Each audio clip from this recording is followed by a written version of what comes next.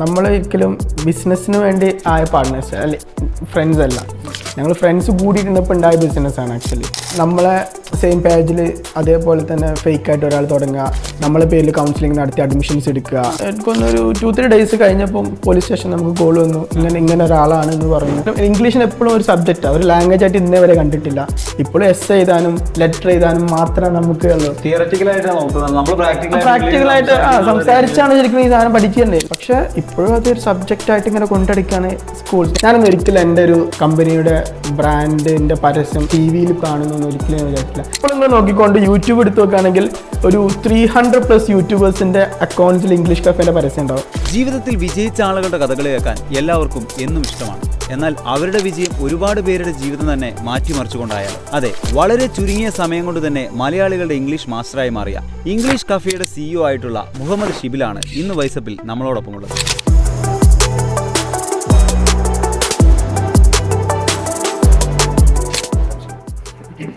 Shibil 2020 English cafe start ചെയ്യുന്നത് അല്ലേ? അപ്പോൾ 3.5 വർഷം കഴിഞ്ഞു. 1 ലക്ഷത്തിൽ കൂടുതൽ ആളുകളെ ഇംഗ്ലീഷ് പഠിപ്പിച്ചു. അപ്പോൾ ഈ ഒരു ജേർണി ഫ്രം എങ്ങനെയാണ് ഇങ്ങനെ ഒരു ബിസിനസ് മോഡലിലേക്ക് എത്തിയത്? എങ്ങനെയാണ് നിങ്ങളൊരു പാർട്ട്ണർഷിപ്പ് ഫോം ചെയ്തത്? എങ്ങനെയായിരുന്നു ഈ കമ്പനീൻ്റെ ഒരു ജനനം? നമുക്ക് ആക്ച്വലി ബിസിനസ്സിനോട് താല്പര്യം ഉണ്ടോ വെച്ച് കഴിഞ്ഞാൽ താല്പര്യം ഉണ്ടായിരുന്നു. ഡിഗ്രി ലാസ്റ്റിലൊക്കെ കേട്ടോ, +2 പഠിക്കുന്ന സമയത്ത് നമുക്ക് ആസ് യൂഷ്വൽ ഏതെങ്കിലും ഒരു, എൻ്റെ ഒക്കെ ഒരു സ്വപ്നം എന്ന് പറഞ്ഞാൽ നമ്മൾ അന്നൊക്കെ തമാശ പറയും, ലൈക്ക് ഒരു കറങ്ങണ കസേര AC റൂം കിട്ടിയാൽ ഞാൻ സാറ്റിസ്ഫൈഡാണ്. ഡിഗ്രി ലാസ്റ്റൊക്കെ ആയ സമയത്ത് നമുക്ക് ബിസിനസ് എന്നില്ലെങ്കിൽ എന്തെങ്കിലുമൊക്കെ ചെയ്യണമെന്നുണ്ടായിരുന്നു. പക്ഷേ അറിയാലോ, ഞാനൊക്കെ വരുന്നത് ഒരു നോർമൽ ഫാമിലിയിൽ നിന്നാണ്. അപ്പോൾ ബിസിനസ് എന്ന് പറയുമ്പോൾ ബിസിനസ്സിൻ്റെ ABCD അറിയില്ല, ലൈക്ക് എന്താ ബിസിനസ് പോലും അറിയാത്ത ഫാമിലിയിൽ നിന്ന്. അപ്പോൾ പാരൻസിനൊക്കെ നിർബന്ധം എന്ന് വെച്ചാൽ ഡിഗ്രി കഴിഞ്ഞാൽ മാത്രം പോരാ, PG എടുക്കണമെന്നായിരുന്നു, MBA എടുക്കണമെന്നായിരുന്നു. അങ്ങനെ MBA എടുത്തു. MBA ചെയ്തുകൊണ്ടിരിക്കുന്ന മൊമെൻറ്റിൽ തന്നെ, ആ സമയത്ത് തന്നെ ഞാൻ എൻ്റെ ഫ്രണ്ടും കൂടെ ഒരു സ്റ്റഡി അബ്രോഡ് കൺസൾട്ടൻസി സ്റ്റാർട്ട് ചെയ്തിട്ടുണ്ടായിരുന്നു. ആ സമയത്താണ് ഞാൻ എൻ്റെ MBA കംപ്ലീറ്റ് ചെയ്ത് തിരിച്ചു വന്നത്. 2020 ഫെബ്രുവരി 9 ഞാൻ നാട്ടിലോട്ട് എത്തുന്നത്. എല്ലായിടത്തും ഇങ്ങനെ കൊറോണ. MBA പഠിക്കുന്ന സമയത്തൊക്കെ ഒരു ആഗ്രഹം ഉണ്ടായിരുന്നില്ല ഒരു ബിസിനസ്? അപ്പോൾ ഓൾറെഡി ഞാൻ പറഞ്ഞില്ലേ, ഒരു സ്റ്റഡി അബ്രോഡ് കൺസൾട്ടൻസി ഉണ്ട്. അപ്പോൾ ഒരു ഇനീഷ്യലി ഒരു നാട്ടിൽ തന്നെ, നിലമ്പൂർ എന്ന് പറഞ്ഞ സ്ഥലത്ത് തന്നെ നമ്മൾ ചെറുതായിട്ടൊന്ന് സ്റ്റാർട്ട് ചെയ്തിട്ടൊക്കെ ഉണ്ടായിരുന്നു. അപ്പം അതിന്നൊരു ഇൻകൊക്കെ വന്നു തുടങ്ങുന്നുണ്ട്. അപ്പോൾ നാട്ടിലെത്തിയിട്ട് ഇനിയിപ്പോൾ MBA കഴിഞ്ഞാൽ എന്താ നെക്സ്റ്റ് എന്നുള്ള പരിപാടി പിടിക്കുക. അപ്പോൾ ഒരു ഐഡിയ നമ്മളെ അടുത്ത് എപ്പോഴും ഉണ്ട്, ഒരു കോൺസെപ്റ്റ് നമ്മളെ അടുത്ത് എപ്പോഴും ഉണ്ട്. പിന്നെ ഓൾറെഡി നമ്മൾ സ്റ്റഡി അബ്രോഡ് കൺസൾട്ടൻസി ഉണ്ട്.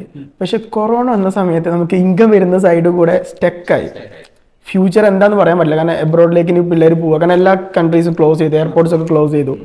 അപ്പോൾ ആ ഒരു മൊമെൻറ്റിലാണ് ആക്ച്വലി നമ്മളവിടെ ഓൾറെഡി നമ്മൾ ഓഫ്ലൈനായിട്ട് IELTS കൊടുക്കുന്നുണ്ടായിരുന്നു. അത് നമുക്ക് എന്തുകൊണ്ട് ഓൺലൈനിലേക്ക് മാറ്റിക്കൂടാ എന്ന് പറയുന്ന ഒരു കോൺസെപ്റ്റ് എത്തുകയും അതിനെ ഡെവലപ്പ് ചെയ്ത് നമ്മളൊരു 1 മാസം 1.5 മാസത്തോളം ഇരുന്ന് നമ്മൾ സിലബസ് കാര്യങ്ങളൊക്കെ പ്രിപ്പയർ ചെയ്ത് നമ്മളെടുത്തിട്ടുണ്ടായിരുന്ന പല ഐഡിയകളൊക്കെ വെച്ച് ഇതാക്കിയിട്ടാണ് നമ്മൾ ഈ ഒരു ഇതിലേക്ക് എത്തുന്നത്.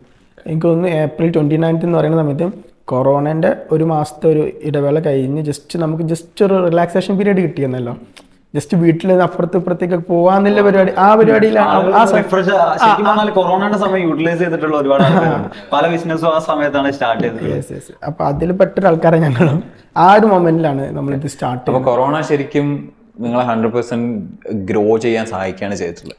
ഗ്രോ ചെയ്യാൻ സഹായിച്ചിട്ടുണ്ട്. അതോടൊപ്പം ചലഞ്ചസും ഉണ്ടായിരുന്നു കേട്ടോ. അപ്പോൾ നിങ്ങൾക്കറിയാം, ഞാൻ പറഞ്ഞില്ലേ, നമുക്ക് ഇതിൽ ഏറ്റവും വേണ്ട കാര്യം ഒന്ന് നമ്മുടെ സ്റ്റാഫ്, നമ്മുടെ ട്രെയിനേഴ്സ്. ആ സമയത്ത് നമുക്ക് എവിടെ പോയിട്ട് ഇന്റർവ്യൂ എടുത്ത്, എവിടെ പോയിട്ട് ട്രെയിനേഴ്സ് നമുക്ക് കിട്ടുക, അത് ഓൺലൈനിലൂടെ നടത്തുന്ന സിറ്റുവേഷൻ വന്നു. രണ്ടാമത്തെ കേസ്, ഞങ്ങൾ ഏറ്റവും കൂടുതൽ യൂസ് ചെയ്യുന്നത് അല്ലെങ്കിൽ ഡിപ്പെൻഡ് ചെയ്യുന്നത് മൊബൈൽ ഫോണാണ്. മൊബൈൽ ഫോണാണ് നമുക്ക് പർച്ചേസ് ചെയ്യണമെന്നുണ്ടെങ്കിൽ അന്ന് എല്ലാ മൊബൈൽ ഷോപ്സും ക്ലോസ് ആണ്. അപ്പൊ നമ്മുടെ ഒരു ഫ്രണ്ടിന്റെ ഷോപ്പ് ഉണ്ട്. അപ്പൊ അയാള് ഷോപ്പ് ഓപ്പൺ ചെയ്യില്ല, അപ്പൊ അയാൾ വീട്ടിലാണ് ഓപ്പൺ ചെയ്യുക, അല്ലെങ്കിൽ വീട്ടിലാണ്. അപ്പൊ അയാള് വീട്ടിൽ പോയിട്ടൊക്കെ ഞങ്ങൾ വാങ്ങിയിട്ടൊക്കെ ഉണ്ടായിരുന്നത്. അങ്ങനത്തെ കുറെ ബുദ്ധിമുട്ടുകളൊക്കെ ഉണ്ടായിരുന്നു. ഒരു വിധത്തിൽ പോസിറ്റീവ് ആണെങ്കിൽ അതിന്റെ ഒപ്പം തന്നെ ചാലഞ്ചസും നമുക്ക് ഉണ്ടായിട്ടുണ്ട്. അപ്പൊ ഫ്രണ്ട്സ് ആണ് കൂടെ കമ്പനി സ്റ്റാർട്ട് ചെയ്യാൻ? ഞങ്ങൾ 4 പേരാണ്. ഈ ഒരു കമ്പനിയൊക്കെ സ്റ്റാർട്ട് ചെയ്യുന്ന സമയത്ത് നമ്മൾ പാർട്ട്നേഴ്സിനെയൊക്കെ ചൂസ് ചെയ്യുമ്പോൾ ഭയങ്കരമായിട്ട് കീനായിട്ട് ഒബ്സർവ് ചെയ്തൊക്കെ ചൂസ് ചെയ്യണം എന്ന് പറയും. അപ്പോൾ ഷിബിലിന്റെ കേസിൽ ഇവരൊക്കെ കൂടെ പഠിച്ച നമ്മളൊരിക്കലും ബിസിനസ്സിന് വേണ്ടി ആയ പാർട്ട്നേഴ്സ് അല്ലെ, ഫ്രണ്ട്സ് അല്ല. ഞങ്ങൾ ഫ്രണ്ട്സ് കൂടിയിരുന്നപ്പോൾ ഉണ്ടായ ബിസിനസ്സാണ് ആക്ച്വലി. ഞങ്ങൾക്ക് എല്ലാവർക്കും അവിടെ എന്തെങ്കിലുമൊക്കെ ചെയ്യണം എന്ന് പറയുന്ന ആ മൊമെന്റിൽ നിന്ന് ഇതിൽ 3 പേര് ഞങ്ങൾ ചൈൽഡ്ഹുഡ് ഫ്രണ്ട്സാണ്. ചെറുപ്പം മുതലേ എൻ്റെ എല്ലാം അറിയുന്ന ആൾക്കാരാ. ഒരു പരിപാടി കൂടാതല്ല അങ്ങനത്തെ ആള്. ഒരാളും ഏകദേശം ഞങ്ങളെ കൂടിയിട്ട് ഏകദേശം 3 വർഷമൊക്കെ ആയിട്ടുണ്ടായിരുന്നു ആ സമയത്ത്. അപ്പൊ അത്യാവശ്യം നന്നായിട്ട് ഞങ്ങളും ഞങ്ങളെ ഫാമിലി ഒക്കെ കണക്റ്റഡ് ആയിട്ടുള്ള ആളുകളാണ്. ബിസിനസ് പാർട്ട്നേഴ്സ് എന്നല്ല, എന്റെ ഫ്രണ്ട്സ് ആണ് ആക്ച്വലി.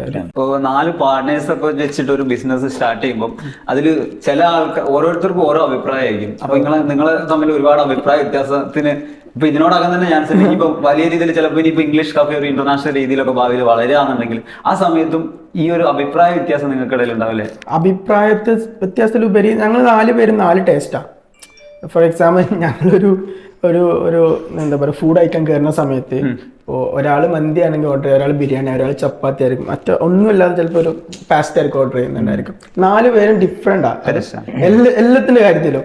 അപ്പോൾ ഇപ്പൊ ഞാനും അല്ലേ ഈ ഒരു അഭിപ്രായ വ്യത്യാസങ്ങൾ എന്ന് പറഞ്ഞു കഴിഞ്ഞാൽ അത് പോസിറ്റീവായിട്ടുള്ള ഒരു കാര്യമാണ്. ഒരു ടീമിന്റെ ഇടയിൽ അങ്ങനെ ഉണ്ടാവണം, അപ്പോഴേ അത് ഹെൽത്തി ആയിട്ട് പോവുള്ളൂ. അല്ലെങ്കിൽ ഒരാളെ മാത്രം ഡിസിഷന്റെ മുന്നിൽ പോകുമ്പോൾ അത് ഒരിക്കലും നല്ല വേ അല്ല.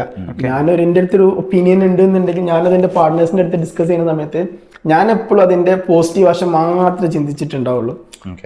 നെഗറ്റീവ് ഉണ്ടെങ്കിൽ നമ്മൾ മൈൻഡ് ചെയ്യില്ല, കാരണം നമ്മളെ ഐഡിയ ആണല്ലോ നമ്മളിപ്പോൾ. പക്ഷെ നമ്മളത് പ്രസന്റ് ചെയ്യാൻ ഞങ്ങൾ 4 പേരും ഇരുന്ന് അത് മീറ്റിംഗ് കൂടുന്ന സമയത്തായിരിക്കും അതിന്റെ പോസിറ്റീവും അതേപോലെ നെഗറ്റീവ് അവർ പറഞ്ഞു തരും.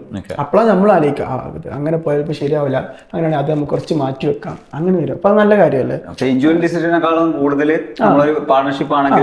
എല്ലാവരുടെ അഭിപ്രായങ്ങൾ വ്യത്യാസമായതുകൊണ്ട് തന്നെ അന്ന് ആ 4 എണ്ണത്തിൽ നിന്ന് നമുക്ക് നല്ലത് എടുക്കാൻ പറ്റും.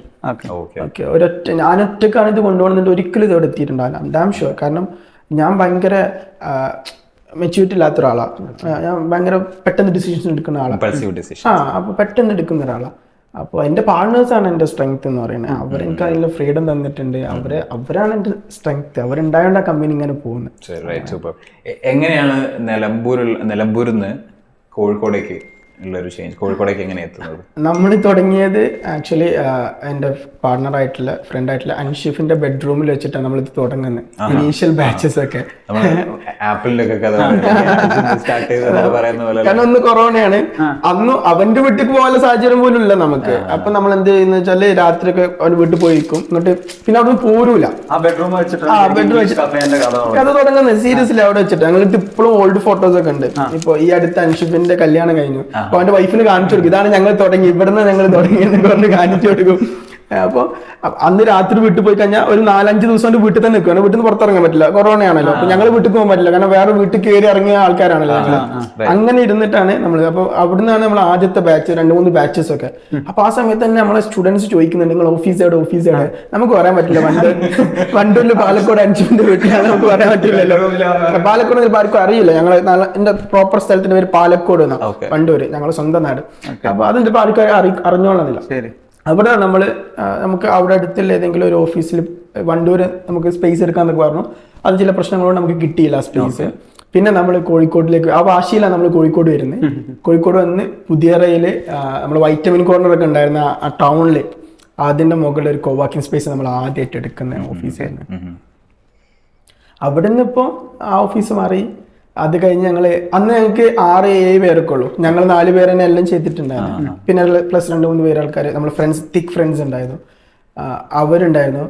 അപ്പോൾ ആ കോവാക്കിങ്ങിൽ ഇരിക്കാൻ പറ്റാത്ത സിറ്റുവേഷൻ ആയി. നമ്മൾ ആ 5 ചെയറൊക്കെ വാങ്ങിയിട്ട് ആദ്യം വരുന്നത്, 5 ചെയറിൽ റെന്റ് ഒക്കെ കൊടുത്തിട്ടല്ലേ നന്നാക്കുന്നത്. പിന്നെ അവിടെ ഇരിക്കാൻ പറ്റാത്ത സിറ്റുവേഷൻ ആയി, അത്രയും ആൾക്കാർ കഴിഞ്ഞ്. അപ്പോൾ നമുക്കൊരു 14 പേരൊക്കെ ആയി. 14 പേരൊക്കെ ആയ സമയത്ത് നമുക്ക് സ്വന്തമായിട്ട് ഓഫീസ് സ്പേസ് വേണമെന്ന് പറഞ്ഞിട്ട് ഞങ്ങൾ താമസിക്കുന്ന അപ്പാർട്ട്മെന്റ് തൊട്ടപ്പുറത്തുള്ള ഒരു ബിൽഡിങ്ങിലേക്ക് ഞങ്ങൾ നോക്കിയപ്പോൾ 700 സ്ക്വയർ ഫീറ്റ്. ഞങ്ങളെ സംബന്ധിച്ച് 700 സ്ക്വയർ ഫീറ്റ് ഓക്കെ, അവിടെ 10-30 ആൾക്കാരെ നിർത്താം. ഇത് 24 പേർക്കുള്ള സീറ്റിംഗ് കപ്പാസിറ്റി വെച്ച് ഞങ്ങൾ വീണ്ടും അവിടെ പുതിയ ഓഫീസ്, ഓഫീസ് സെറ്റ് ചെയ്തു. അതിന്റെ ഇനാഗ്രേഷൻ ആയപ്പോൾ തന്നെ 34 സ്റ്റാഫായി ഞങ്ങൾക്ക്. അവിടെ ഇരിക്കാൻ പറ്റാത്ത സിറ്റുവേഷൻ. പക്ഷെ എന്നാലും ഞങ്ങൾ മാനേജ് ചെയ്തു, അവിടെ വർക്ക് ഫ്രോം ഒക്കെ കൊടുത്ത് മാനേജ് ചെയ്ത്. ഇപ്പൊ അൽഹംദുലില്ലാ നമ്മളിപ്പോ ഇപ്പോഴത്തെ പുതിയ ഓഫീസ് 3300 സ്ക്വയർ ഫീറ്റ് പുതിയ തന്നെ ആ ബിൽഡിംഗ് തൊട്ടപ്പുറത്ത് വേണ്ടി തന്നെ. ഇപ്പൊ നമുക്ക് അത്യാവശ്യം എല്ലാവരും അക്കോമഡേറ്റ് ചെയ്യാൻ പറ്റും. എന്നാലും നമുക്ക് കുറച്ച് പേരൊക്കെ വർക്ക് ഫ്രോം കൊടുത്തിട്ടുണ്ട്. ബട്ട് സ്റ്റിൽ അത്യാവശ്യം നല്ല വലിയ ഓഫീസിലേക്ക് നമ്മളിപ്പോൾ മാറി.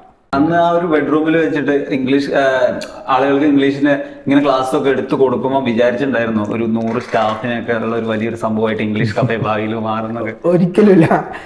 ഞങ്ങളിപ്പോ സ്വപ്നം കാണുന്ന അല്ലെങ്കിൽ അങ്ങനെ ഒരു ഡ്രീം വേൾഡിലൂടെ നടന്നുകൊണ്ടിരിക്കുന്ന സീരിയസ്ലി. കാരണം വളരെ ഷോർട്ട് പീരീഡിലാണ് ആക്ച്വലി ഇംഗ്ലീഷ് കഫേന്റെ വളർച്ച നടന്നത്. നമ്മൾ കൊറോണ സ്റ്റാർട്ട് ചെയ്ത് ഒരു 2023 ഒക്കെ ആയതിനും ഇത്രയും വലിയൊരു ഹേമായിട്ട് നിങ്ങൾ മാറി. ഞങ്ങൾ സക്സസ്ഫുൾ ആണെന്ന് ഞാൻ പറയുന്നില്ല, പക്ഷെ നമുക്ക് നമ്മുടെ ഫാമിലിയെ നോക്കാൻ പറ്റുന്നുണ്ട്, നമ്മൾ ആഗ്രഹിച്ച കാര്യങ്ങൾ സാധിക്കാം, സ്വന്തം നമ്മൾ ഇൻഡിപെൻഡന്റ് ആയിട്ട് എല്ലാം സാധിക്കുന്നുണ്ട്. നമുക്കിപ്പോൾ നിങ്ങൾ പറഞ്ഞു ഒരു 100+ ആളുകൾക്ക് നമ്മൾ ഇൻകം കൊടുക്കുന്നുണ്ട്. എത്ര കസ്റ്റമേഴ്സ് ഇപ്പൊ എത്രയായത്? നമുക്ക് 1 lakh+ സ്റ്റുഡൻസ് കംപ്ലീറ്റ് ചെയ്തു. ഞങ്ങൾക്ക് 100+ സ്റ്റാഫ് തന്നെ ഉണ്ട്. ഞങ്ങൾ ഫാമിലി മെമ്പേഴ്സ് എന്ന് പറയാം, സ്റ്റാഫ് എന്നൊന്നും പറയണ്ട, നമ്മുടെ കുട്ടികളാണ്. അപ്പോൾ അവർക്ക് വീട്ടിലേക്ക് ഇൻകം കൊടുക്കാൻ നമുക്ക് സോഴ്സ് നമ്മളാവുന്നുണ്ട് എന്ന് പറയുമ്പോൾ അതൊക്കെ നമ്മൾ സ്വപ്നം കാണാത്ത കാര്യമാണ്. നിങ്ങൾ പറഞ്ഞ പോലെ ആ ബെഡ്റൂമിൽ തുടങ്ങുന്ന മൊമെന്റിൽ ഒരു ഫസ്റ്റ് ബാച്ച് ആയപ്പോഴാണ് നമുക്കിത് ഇങ്ങനെ ഓക്കെ ഇതിൽ ഒരു എവിടെയോ എന്തോ കിടക്കുന്നുണ്ട് എന്നുള്ളൊരു ഒരു സാധനം കിട്ടി.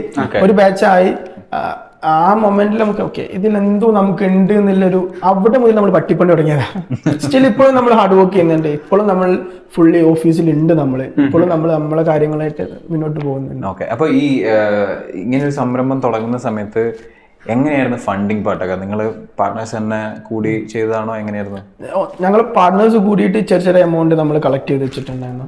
പിന്നെ ഞങ്ങളെ ഫ്രണ്ട്സ് ഉണ്ടായിരുന്നു, ലൈക്ക് ഞങ്ങൾ അങ്ങനെ അടുത്ത് അറിയുന്ന ഫ്രണ്ട്സ് ആണ്, പക്ഷെ അവർ ദുബായിലൊക്കെ വർക്ക് ചെയ്യണം. അവിടെ നിന്ന് കുറച്ച് ഫണ്ട് നമ്മൾ ക്രെഡിറ്റിന് വാങ്ങിയിട്ടുണ്ടായിരുന്നു. അത് ഒരു ഹെൽപ്പായിട്ട്, ഒരു ബിസിനസ് തുടങ്ങാൻ നല്ല ഹെൽപ്പായിട്ട് നമ്മൾ വാങ്ങിയിട്ടുണ്ടായിരുന്നു. അതൊക്കെ നമ്മൾ ആസ് വെൽ ആസ് പോസിബിൾ തിരിച്ചു കൊടുക്കുകയും ചെയ്തിട്ട്. അപ്പോൾ സ്വന്തം ഫണ്ട് എന്നുപരി നമ്മൾ ലൈക്ക് പബ്ലിക് ഫണ്ടിങ് ഒന്നല്ല നടത്തി, നമ്മൾ ജസ്റ്റ് നമ്മുടെ ഫ്രണ്ട്സിൻ്റെ അടുത്ത് കടം വാങ്ങിയിട്ടുണ്ടായിരുന്നു. ബാക്കിയൊക്കെ അപ്പോൾ കംപ്ലീറ്റ്ലി ബൂട്ട്സ്ട്രാപ്ഡ് ആണ് അതല്ലേ? അങ്ങനെയുള്ള സന്ദർഭങ്ങളിൽ നമ്മളിപ്പോ ഒരാൾ അങ്ങനെ ഒരു ബിസിനസ് സ്റ്റാർട്ട് ചെയ്യുകയാണെങ്കിൽ എന്തൊക്കെ കാര്യം ശ്രദ്ധിക്കേണ്ടത്? കാരണം നമുക്കത് സ്റ്റാർട്ട് ചെയ്യാനുള്ള ഫണ്ട് നമ്മുടെ കയ്യിൽ ഉണ്ടാവുള്ളൂ, പിന്നെ അത് റൺ ചെയ്യാനുള്ള ഫണ്ടൊക്കെ നമ്മുടെ അടുത്ത് ഉള്ളത് 10,000 rupees ആണെങ്കിലും അത് സ്പെൻഡ് ചെയ്യുന്ന പേ ഏതാണ് അല്ലെങ്കിൽ ഏത് സോഴ്സിലേക്കാണ് കൊടുക്കുന്നത് നമ്മൾ ശരിക്കും അറിഞ്ഞിരിക്കണം. 10,000 ഉണ്ടായിട്ട് നമ്മൾ 10 ലക്ഷം സ്പെൻഡ് ചെയ്യേണ്ടത് കൊണ്ട് 10,000 സ്പെൻഡ് ചെയ്തിട്ട് കാര്യമില്ല. പക്ഷെ 10,000 സ്പെൻഡ് ചെയ്യേണ്ട ഒരു ഏരിയ ഉണ്ടാവും. അവിടെ ഏരിയയിൽ 10,000 നമുക്ക് 40,000 50,000 ആക്കാൻ പറ്റുന്നുണ്ടാവും. അപ്പൊ അവിടെ ഇപ്പൊ ഞാൻ 10,000 കൊണ്ടുപോയിട്ട് TV കൊമേഴ്ഷ്യൽ എടുത്തു കഴിഞ്ഞാൽ എനിക്കൊന്നും ആവാൻ പോണില്ല. പകരം സോഷ്യൽ മീഡിയയിൽ 10,000 വെച്ച് നമുക്ക് ആഡ് ക്യാമ്പയിൻസ് ചെയ്തൂടെ, അതിലൂടെ നമുക്ക് ഇൻകം കിട്ടിക്കൂടെ, ലൈക്ക് ലീഡ്സ് ജനറേറ്റ് ചെയ്തൂടെ. പക്ഷെ ആ 10,000 കൊണ്ട് TV ഇട്ടേണ്ട ഒരു കാര്യമല്ല. ആ 10,000 നമുക്ക് 1 സെക്കൻഡ് 2 സെക്കൻഡ് 10,000 കൊടുക്കണം TV കൊമേഴ്ഷ്യൽ, TV ആഡ്സ് പോകണമെന്നുണ്ട്. അപ്പോൾ നമ്മുടെ അടുത്ത് എല്ലാ എമൗണ്ട് ചെറുതോ വലുതോ എന്നല്ല, അത് എവിടെ സ്പെൻഡ് ചെയ്യുന്നതിനനുസരിച്ചാണ് കാര്യങ്ങൾ വരുന്നത്. ഈ ആഡ് ക്യാമ്പയിന്റെ കാര്യം പറഞ്ഞപ്പോഴാണ് ഇംഗ്ലീഷ് കഫേ എന്ന് പറഞ്ഞിട്ടുള്ള ഇത്രയും പെട്ടെന്ന് വളരാനുള്ള ഒരു കാരണമായിട്ട് ഞാൻ പറയുകയാണെങ്കിൽ, നമ്മൾ ചെയ്ത റിസർച്ച് വെച്ചിട്ടാണെങ്കിൽ ഇൻസ്റ്റാഗ്രാം ത്രൂ ഉള്ള മാർക്കറ്റിംഗ് ആണ് അതിലൊരു വലിയ ഘടകം എന്നാണ് ഞാൻ വിശ്വസിക്കുന്നത്, അല്ലെ? ഇൻസ്റ്റാഗ്രാം, ഫേസ്ബുക്ക്, യൂട്യൂബ്, ഇതിന്റെ ഒരു സാധ്യത എവിടെ നിന്നോട്ടാണ് തിരിച്ചറിഞ്ഞത് ശരിക്കും ഈ സോഷ്യൽ മീഡിയ ത്രൂ ഉള്ള ഈ ഒരു വൈഡ് മാർക്കറ്റ്? ഞങ്ങൾ ഈ ഒരു ബിസിനസ് തുടങ്ങുന്ന സമയത്ത് ഓൾറെഡി ഇവിടെ മാർക്കറ്റിൽ വേറെ കുറെ ഫേംസ് ഉണ്ട്. ഇംഗ്ലീഷ് കഫേ എന്നല്ല ഫസ്റ്റ് ആയിട്ട് വാട്സാപ്പിലൂടെ കോൺസെപ്റ്റ് ഒന്നും കൊണ്ടുവന്നത്, അത് നമ്മൾ ഒരിക്കലും പറയുന്നില്ല. ഓൾറെഡി ഇങ്ങനെ മാർക്കറ്റിലുണ്ട്. അപ്പൊ അവർക്ക് യൂസ് ചെയ്ത ഒരുപാട് പ്ലാറ്റ്ഫോംസ് ഉണ്ട്. അപ്പൊ ഞങ്ങൾ തുടക്കത്തിൽ ഞങ്ങൾ നിർബന്ധമായിരുന്നു ഒരിക്കലും അവർ യൂസ് ചെയ്ത പ്ലാറ്റ്ഫോം നമ്മൾ യൂസ് ചെയ്തിരുന്നില്ല കാര്യം. അപ്പോൾ പണ്ട് ഞാൻ യൂട്യൂബിൽ വീഡിയോസ് ചെയ്തിട്ടുണ്ടായിരുന്നു. അപ്പൊ അങ്ങനെ ഒരു യൂട്യൂബേഴ്സിന്റെ ഒരു കണക്ഷൻ എനിക്ക് ചെറിയ രീതിയിലുണ്ടായിരുന്നു. അപ്പോൾ ഞാൻ വിചാരിച്ചു ലൈക്ക് ഞാൻ പിന്നെ സ്റ്റഡി അബ്രോഡ് തുടങ്ങിയ സമയത്ത് യൂട്യൂബേഴ്സിന് യൂസ് ചെയ്ത് എനിക്ക് അതിന്റെ റിസൾട്ട് കിട്ടിയിട്ടുണ്ടായിരുന്നു. ഞാൻ അതിന്റെ ഇപ്പോഴത്തെ ആൾക്കാർ ഇപ്പോഴാണ് യൂട്യൂബേഴ്സിന് യൂസ് ചെയ്യാൻ തുടങ്ങിയത്. ഞാൻ 2019-18 യൂട്യൂബേഴ്സിന് യൂസ് ചെയ്തിട്ടുണ്ട്. അന്ന് വ്ളോഗേഴ്സ് എന്താ ഈ ജിയോന്റെ ഒക്കെ തുടക്കം, ജിയോ ആൾക്കാർക്ക് ഫ്രീ ആയി കിട്ടുന്ന മൊമെന്റിൽ അന്ന് മുതലേ യൂട്യൂബേഴ്സിന് യൂസ് ചെയ്യാൻ തുടങ്ങിയിട്ടുണ്ടായിരുന്നു. അപ്പൊ ഞാൻ വിചാരിച്ചു ഓക്കെ നമുക്ക് യൂട്യൂബേഴ്സിനൊക്കെ വെച്ചിട്ട് ഒരു മാർക്കറ്റിംഗ് ചെയ്ത് നോക്കിയല്ലോ, ഇൻഫ്ലുവൻസർ മാർക്കറ്റിംഗ് യൂട്യൂബ് പ്ലാറ്റ്ഫോമിലൂടെ. അതായത് പെയ്ഡ് ക്യാമ്പയിൻസ് അല്ല, യൂട്യൂബേഴ്സിന്റെ വ്ളോഗിന്റെ ഉള്ളിൽ ഇന്റഗ്രേറ്റഡ് ആഡ്സ് ചെയ്യുന്ന പ്ലാറ്റ്ഫോം ചെയ്തത്. അപ്പൊ അവിടെ അങ്ങനെയാണ് നമ്മൾ ശരിക്കും സോഷ്യൽ മീഡിയയിലേക്ക് ഇറങ്ങുന്നത്. പിന്നെയാണ് ഇൻസ്റ്റാഗ്രാം പേജ്, ഫേസ്ബുക്ക് പേജ് കാര്യങ്ങളൊക്കെ നമ്മൾ സ്റ്റാർട്ട് ചെയ്യുന്നത്. അപ്പോൾ ഓൺലൈൻ അല്ലെങ്കിൽ സോഷ്യൽ മീഡിയ പ്ലാറ്റ്ഫോംസ് നന്നായിട്ട് ഹെൽപ്പ് ചെയ്തിട്ടുണ്ട്. നമ്മുടെ ബേസ് സെറ്റ് ചെയ്യുന്നതിലും നമ്മളെ ഒരു ബ്രാൻഡാക്കി മാറ്റുന്നതിലും ഇന്ന് 4 ആൾ അറിയുന്നതിലും ഇൻസ്റ്റാഗ്രാം, ഫേസ്ബുക്ക്, യൂട്യൂബ് ഒക്കെ നന്നായിട്ട് നമ്മൾ മാത്രമല്ല ഇൻഫ്ലുവൻസേഴ്സും നമ്മൾ ഹെൽപ്പ് ചെയ്തിട്ടുണ്ട്, ലൈക്ക് സെലിബ്രിറ്റീസും നമ്മൾ ഹെൽപ്പ് ചെയ്തിട്ടുണ്ട്, എല്ലാം നമ്മൾ ഹെൽപ്പ് ചെയ്തിട്ടുണ്ട്. സെലിബ്രിറ്റീസിന്റെ കാര്യം പറയാം. അപ്പോൾ നിങ്ങൾ യൂട്യൂബ് എടുത്താലും ഇൻസ്റ്റാഗ്രാം എടുത്താലും ഒരുപാട് സെലിബ്രിറ്റീസിന്റെ ക്ലിപ്സ് കാണാൻ കഴിയും. ഞാൻ റീസെന്റ് ഇപ്പോൾ തമിഴ് എടുത്തു നോക്കിയത്, ഗൗതം വാസുദേവന്റെ ക്ലിപ്പ് കാണാൻ പറ്റി. അപ്പോൾ ശരിക്കും how difficult is it to ഇവരെ കോണ്ടാക്ട് ചെയ്യാൻ എത്ര ഡിഫിക്കൽട്ടാണ്? അതേപോലെ തന്നെ ഒരു 60 സെക്കൻഡ്സിലെ ഒരു റീലൊക്കെ ഷൂട്ട് ചെയ്യുന്ന സമയത്ത് നമ്മൾ അവർക്ക് കൊടുക്കേണ്ട ഒരു അതിൻ്റെ ഒരു കോസ്റ്റ് എങ്ങനെയാണ് ആവുന്നത്? നമ്മളിപ്പോൾ നിങ്ങളിത് എന്നോട് 3 years ബാക്കാ ചോദിച്ചിട്ടുണ്ടെങ്കിൽ എനിക്കത് ഭയങ്കര ബുദ്ധിമുട്ടുള്ള കാര്യമായിരുന്നു. ലൈക്ക് ഒരാളെ തേടി കണ്ടുപിടിച്ച് അയാളെ കോൺടാക്ട് കളക്ട് ചെയ്ത് അയാളുടെ നിന്നൊരു ബിസിനസ് സംസാരിക്കുക എന്ന് പറയുന്നത്, അയാളോട് ഒരു കാര്യം പറയാന്ന് പറയുന്നത് ഇപ്പൊ എന്നെ സംബന്ധിച്ചിടത്തോളം ഗൗതം വാസുദേവൻ നമ്മൾ ചെയ്തിട്ട് GVM സാറിനെ നമ്മൾ ചെയ്തിട്ട് ഇപ്പൊ 1 year ആവുന്നു. GVM സാറൊക്കെ ഡയറക്റ്റാ ചെയ്തിട്ടില്ലേ, അവരുടെ ടീമായിട്ട് ഡയറക്റ്റ്, അല്ലാതെ വേറെ ഒരു ഇന്റർമീഡിയറ്റ് ഏജൻസി ഞങ്ങൾക്കില്ല. ഞങ്ങൾ ഇന്നേ വരെ ചെയ്തിട്ടില്ല. ഒരു 98% ആളുകൾ ലൈക് സെലിബ്രിറ്റീസിനെ കൊണ്ടുവന്ന് ഞാൻ ഡയറക്ട്ലി കണക്ട് ചെയ്തത്. പല സെലിബ്രിറ്റീസിനും ഡയറക്ട്ലി കണക്ട് ചെയ്ത് കൊണ്ടുവന്ന സെലിബ്രിറ്റീസ് ആണ്. അപ്പൊ അവരെ കണക്ട് ചെയ്യാൻ ഇപ്പോൾ ഇനീഷ്യലി എനിക്കൊരു സെലിബ്രിറ്റീനെ കിട്ടി കഴിഞ്ഞാൽ ഞാൻ അവരെ ഒരു ബിസിനസ് പേഴ്സൺ അല്ലെങ്കിൽ ഒരു ബിസിനസ് റിലേഷൻ അപ്പുറത്തേക്ക് ഒരു ഫ്രണ്ട്ലി റിലേഷൻ കീപ്പ് ചെയ്യാറുണ്ട്. അങ്ങനെ ഒരുപാട് ഫ്രണ്ട്സ്. GP ചേട്ടൻ ഞങ്ങൾ നല്ല ഫ്രണ്ടാണ്. ഗോവിന്ദ് പത്മസൂര്, GP ചേട്ടൻ, വിനയ് ഫോർട്ട് സാർ, ലൈക്ക് വിനയ് ഫോർട്ടിനൊക്കെ നമ്മൾ നല്ല കണക്ഷൻ ഉണ്ട്. അപ്പം ഇവരെ ഓരോരുത്തർ കണക്ട് ചെയ്യുമ്പോഴും അവർ ഫ്രണ്ട് ലിസ്റ്റ് ഉണ്ടാവും. ഇപ്പൊ GP ചേട്ടൻ ഒരു ഫ്രണ്ട് സർക്കിൾ ഉണ്ട്, ജീവ ചേട്ടൻ, കുക്കു, അങ്ങനെ ഫ്രണ്ട് സർക്കിൾ ഉണ്ട്. ഇപ്പൊ വിനയ് ഫോർട്ട് ചേട്ടനാണെങ്കിൽ അവർക്കൊരു ഫ്രണ്ട് സർക്കിൾ ഉണ്ട്. ഇവരൊക്കെ കണക്ട് ചെയ്യും. പിന്നെ കുറെ ഡയറക്ടേഴ്സ് നമുക്ക് പരിചയമുണ്ട്.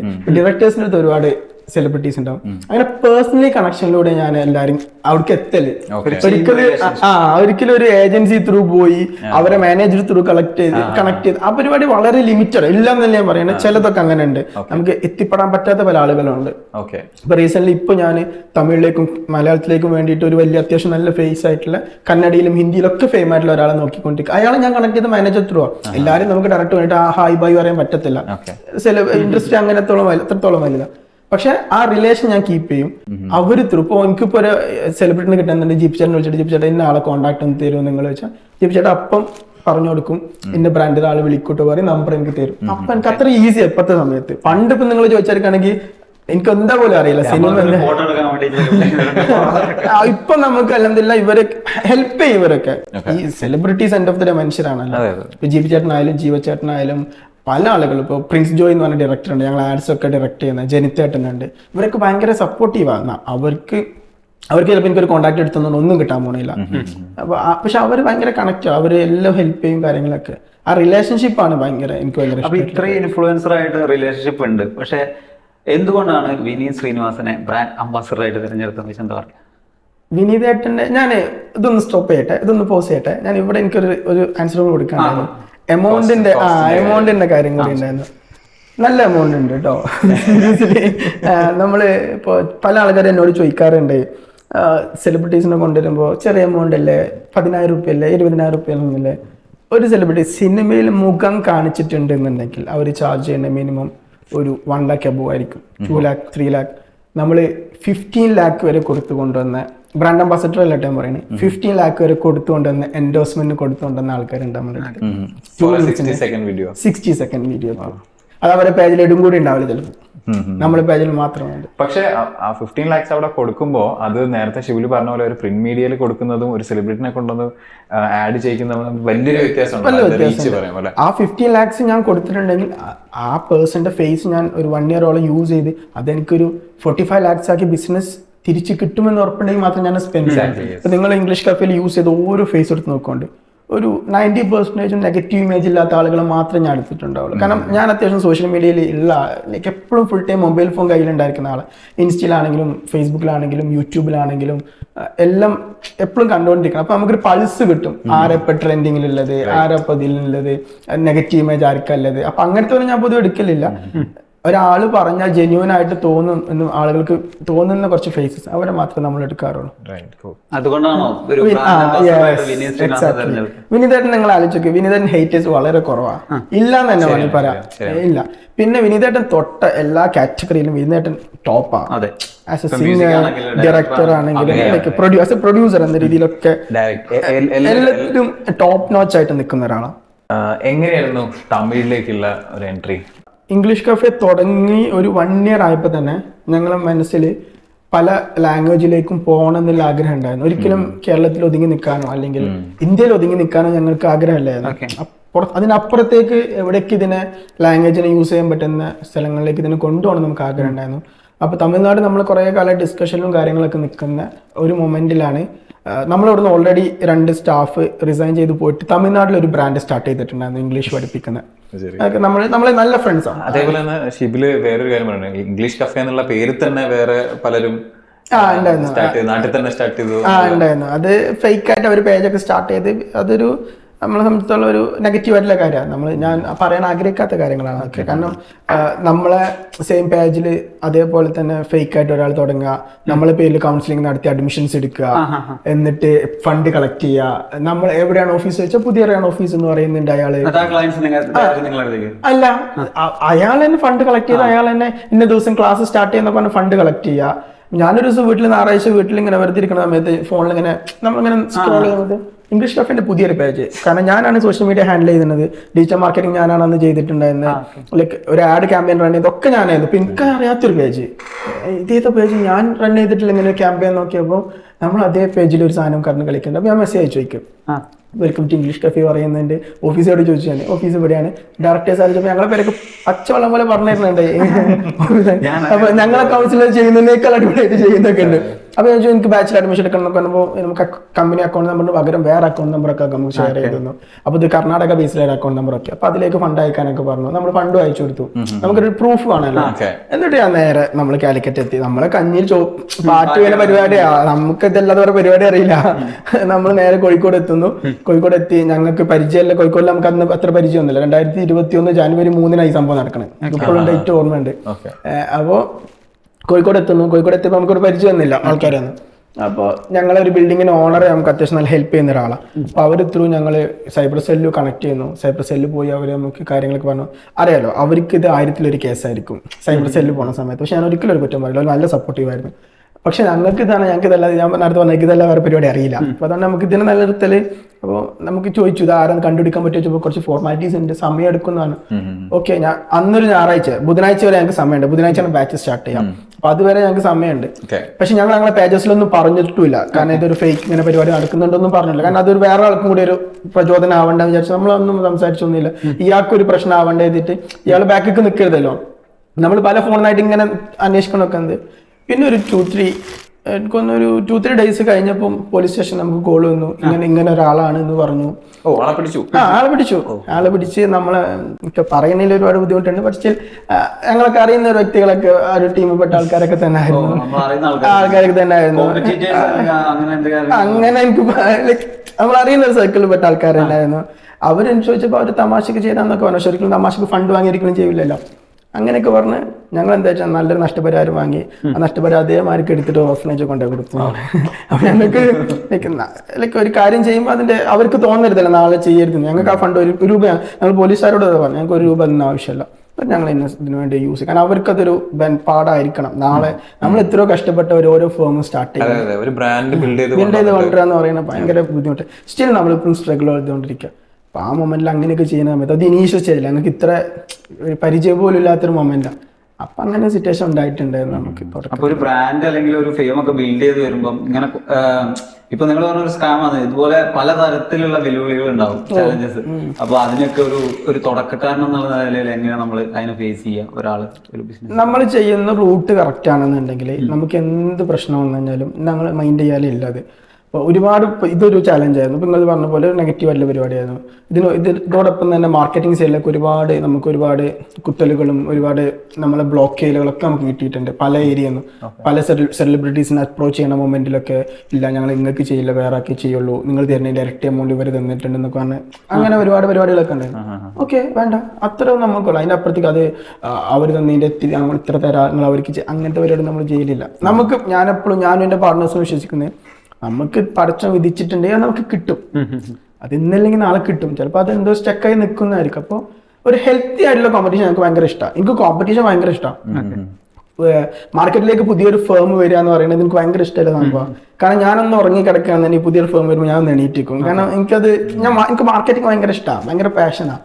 അപ്പം അവരെ പ്ലാനും കാര്യങ്ങളൊക്കെ നോക്കി അവരെ കുറിച്ച് പഠിക്കാനൊക്കെ എനിക്ക് ഭയങ്കര ഇഷ്ടം. കോമ്പറ്റീറ്റേഴ്സിനെ കുറിച്ച് പഠിക്കാനൊക്കെ നമ്മളെപ്പോഴും ഓണായി നിൽക്കണമെങ്കിൽ ശരിക്കും നമുക്ക് കോമ്പറ്റീഷൻ വരണം. നമ്മൾ കുത്തകയായിട്ട് ഒരിക്കലും നിൽക്കരുത്. കുത്തയായി നമ്മൾ ഡൗൺ ആയിക്കൊണ്ടിരിക്കും. നമുക്ക് എപ്പോഴും പുറത്തുനിന്ന് ഇങ്ങനെ വരണം. അപ്പൊ ഈ പണികൾ വന്നാലും ഞാൻ പറയുന്നത് അൽഹംദുലില്ലാ നമുക്ക് എന്തോ നല്ല വരാണ്ട്, അത്രേ ഉള്ളൂ. നമ്മൾ ചാലഞ്ചസ് ഇതൊക്കെ തന്നെ, ഇങ്ങനെയുള്ള ഒരുപാട് ചാലഞ്ചസ് വരാറുണ്ട്. സ്റ്റാഫിന്റെ കാര്യങ്ങൾ വരാറുണ്ട്. ഇപ്പൊ കോഴിക്കോട് എന്ന് പറഞ്ഞ സിറ്റിയിൽ എനിക്ക് തോന്നുന്നു നമ്മളായിരിക്കും ഏറ്റവും മുതൽ ലേഡീസിന് ജോബ് കൊടുക്കുന്ന ഒരു ഫേം നമ്മളാണ്. ഞങ്ങളിൽ 110 സ്റ്റാഫിൽ ഏകദേശം ഒരു 80 സ്റ്റാഫും ലേഡീസാണ്. വിമൺ എംപവർമെന്റ് എന്നുള്ള രീതിയിലൊക്കെ നമ്മൾ നോക്കുകയാണെങ്കിൽ അത്രയും ആളുകളുടെ ഒരു വിമന്റെ കോൺട്രിബ്യൂഷൻ ഉണ്ട് ഞങ്ങളുടെ ഫാമിലി, ഞങ്ങളുടെ ഇംഗ്ലീഷ് കഫേ ഫാമിലി. തമിഴിലേക്ക് പോയപ്പോ അവിടെ എന്തൊരു തമിഴിലേക്ക് പോയ സമയത്ത് ഇവിടെ നിന്ന് നമ്മൾ തുടങ്ങിയതില്ലേ സീരീസില് നമ്മള് തമിഴിലേക്ക് പോകണം നമുക്ക് ആഗ്രഹം ഉണ്ടായിരുന്നു, നല്ല രീതിയിൽ ഇതാക്കണം. അപ്പൊ ഞാൻ പറഞ്ഞ ഞങ്ങളെ 2 ഫ്രണ്ട്സ് ഇവിടെ തന്നെ പോയിട്ട് വേറൊരു ബ്രാൻഡ് സ്റ്റാർട്ട് ചെയ്തിട്ടുണ്ടായിരുന്നു. നമ്മളെ ഹെൽപ്പോട് കൂടി തന്നെ തുടങ്ങിയിട്ടുണ്ടായിരുന്നു കേട്ടോ. ഞാൻ തന്നെയാണ് മാർക്കറ്റിംഗിന്റെ കാര്യങ്ങളൊക്കെ പറഞ്ഞു കൊടുത്തത്, ലൈക് കമ്പനി രജിസ്ട്രേഷന്റെ കാര്യങ്ങളൊക്കെ എന്റെ പാർട്ണർ കൊടുത്തത്. ഞങ്ങളായിട്ട് നല്ല കണക്ഷനിൽ പോയ 2 പിള്ളേരായിരുന്നു. ഒരു ഫ്രണ്ടും കൂടി 3 പേര് ഒരു ബ്രാൻഡ് അവിടെ സ്റ്റാർട്ട് ചെയ്തിട്ടുണ്ടായിരുന്നു. അവർക്ക് അൺഫോർച്ചുനേറ്റ്ലി അത് ഹാൻഡിൽ ചെയ്യാൻ പറ്റാത്തൊരു മൊമെന്റ് എത്തി. അവർക്കത് കണ്ടിന്യൂ ചെയ്യാൻ പറ്റും. 1 year ആയിട്ടും അവർ ഉദ്ദേശിച്ചൊരു ഗ്രോത്തോ അല്ലെങ്കിൽ അവർ ഉദ്ദേശിച്ചൊരു ലെവലിലേക്കോ ആ ബ്രാൻഡിനെ എത്തിക്കാൻ പറ്റാതെയായി. അവർ വൈൻഡപ്പിന്റെ ഒരു സ്റ്റേജിലായി നിൽക്കുന്ന മൊമെന്റ്. ആ മൊമെന്റ് തന്നെ നമുക്ക് ആക്ച്വലി ഇംഗ്ലീഷ് കഫേ തമിഴ് തുടങ്ങാൻ ഞങ്ങളിവിടെ നല്ല ഡിസ്കഷൻ നടന്നുകൊണ്ടിരിക്കണം.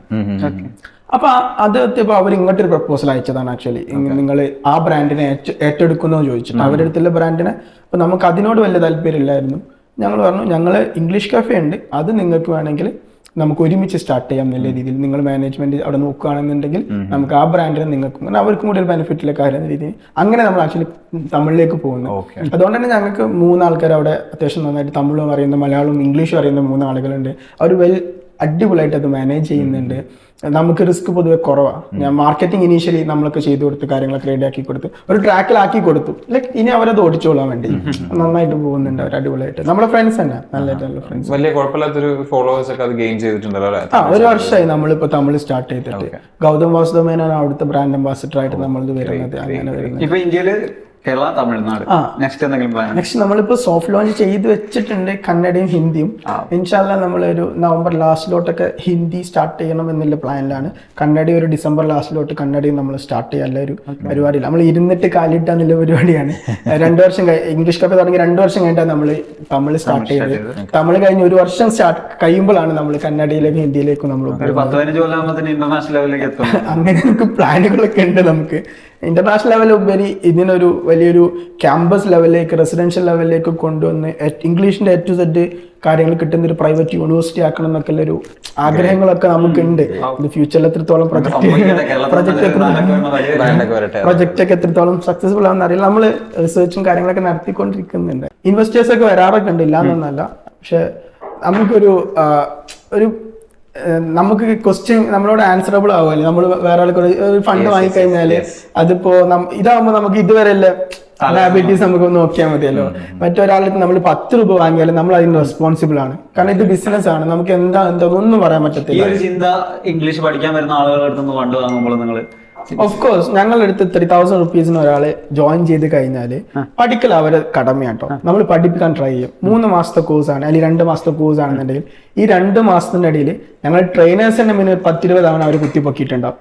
അതിനപ്പുറത്തേക്ക് നമുക്കൊരു ഫീഡ്ബാക്ക് ഡിപ്പാർട്ട്മെന്റ് ഉണ്ട്. ഈ ഫീഡ്ബാക്ക് ഡിപ്പാർട്ട്മെന്റ് 3 കോഴ്സ് ചെയ്ത് അവർക്ക് പോയിട്ടുണ്ടാവും. എന്നിട്ട് അവർ പഠിച്ചിട്ടില്ലെങ്കിൽ നമുക്ക് പറഞ്ഞിട്ട് കാര്യമില്ല. കാരണം അവർക്കും കൂടെ റെസ്പോൺസിബിൾ ആണ്. 3000 റുപ്പീസ് വെറുതെ കിട്ടുമോ? ഞാൻ എപ്പോഴും എന്റെ സ്റ്റാഫിനോട് പറയല് 3000 രൂപ വാങ്ങിയിട്ടുണ്ടെങ്കിൽ 3500 രൂപേന്റെ സാധനം നമ്മൾ കൊടുക്കണം. കൊടുക്കണം. നമ്മളത് പഠിച്ചോണ്ട് തലി ഉറുപ്പിയൊക്കെ നമ്മൾ നാളെ മറുപടി അറിയേണ്ടി വരും. കറക്റ്റ് നമ്മൾ 3000 വാങ്ങിയിട്ടെങ്കിൽ 3500 രൂപേന്റെ സാധനം നമ്മൾ കൊടുത്തിരിക്കും. ഇംഗ്ലീഷ് കഫേ വന്നതിന് ശേഷം കേരളത്തിൽ ഇപ്പൊ 1 ലക്ഷം ആൾക്കാർ നമ്മൾ കസ്റ്റമേഴ്സ് ആയിട്ടെന്ന് പറഞ്ഞു. ഒരു ഇന്ന ശതമാനം ആൾക്കാർക്കെങ്കിലും ഇംഗ്ലീഷിൽ കുറച്ചൊരു നോളജ് ഉണ്ടായിരുന്നു ഇപ്പൊ ഉറപ്പിച്ച് പറയാം. ഈ 1 ലക്ഷം ആൾക്കാർ നമ്മളിത് പഠിച്ചിറങ്ങിയ ആൾക്കാരും അത്യാവശ്യം സക്സസ്ഫുൾ ആയിരിക്കും.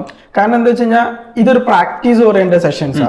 ഒരിക്കലും കുറെ ക്ലാസ് കൊടുത്ത് കഴിഞ്ഞിട്ട് നിങ്ങൾ പഠിച്ചോളിന്നുള്ള പരിപാടിയല്ല. അതിന്റെ അപ്പുറത്ത് ട്രെയിനർ ഓൺലൈനായി 24 hours അവൈലബിൾ ആയിട്ട് ട്രെയിനേഴ്സ് ഉണ്ട്. ലാംഗ്വേജ് ആണ്, സംസാരിക്കണം. അപ്പോൾ നിങ്ങൾ കോഴ്സ് ജോയിൻ ചെയ്ത് നിങ്ങൾ ഇംഗ്ലീഷ് പഠിക്കുന്നില്ലട്ടോ ഞാൻ പറയുന്നത്.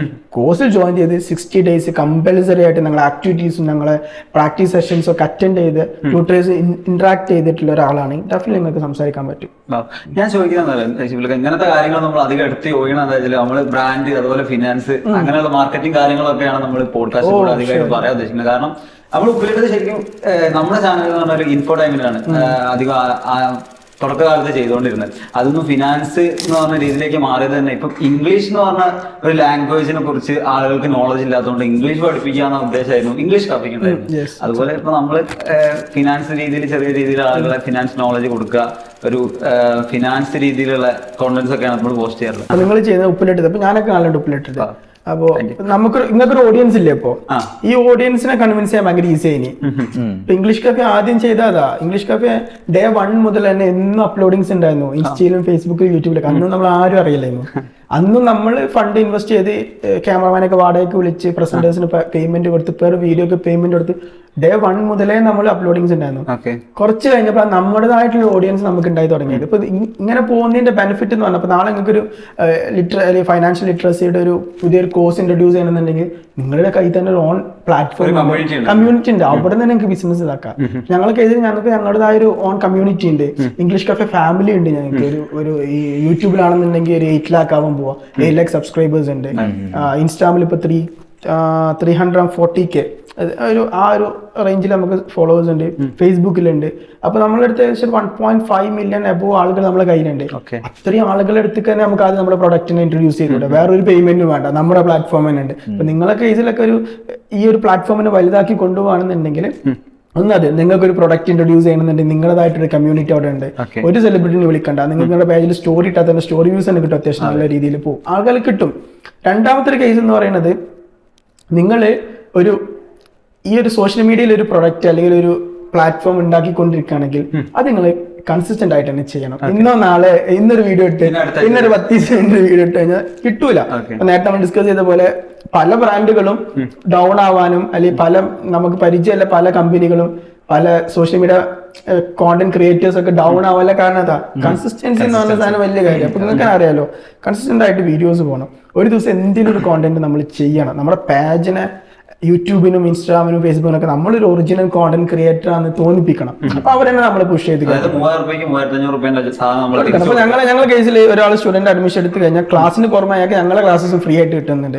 ഇനിയിപ്പോ അഡ്മിഷൻ എടുക്കാത്ത ആളുകൾക്ക് ഞങ്ങൾക്ക് സ്റ്റുഡൻസ് ഉണ്ട്. ഞങ്ങൾ എന്നും ലൈവ് പോകാറുണ്ട്. 4 to 5, 5 to 6 ഞങ്ങൾ ലൈവ് സെഷൻസ് പോകാം.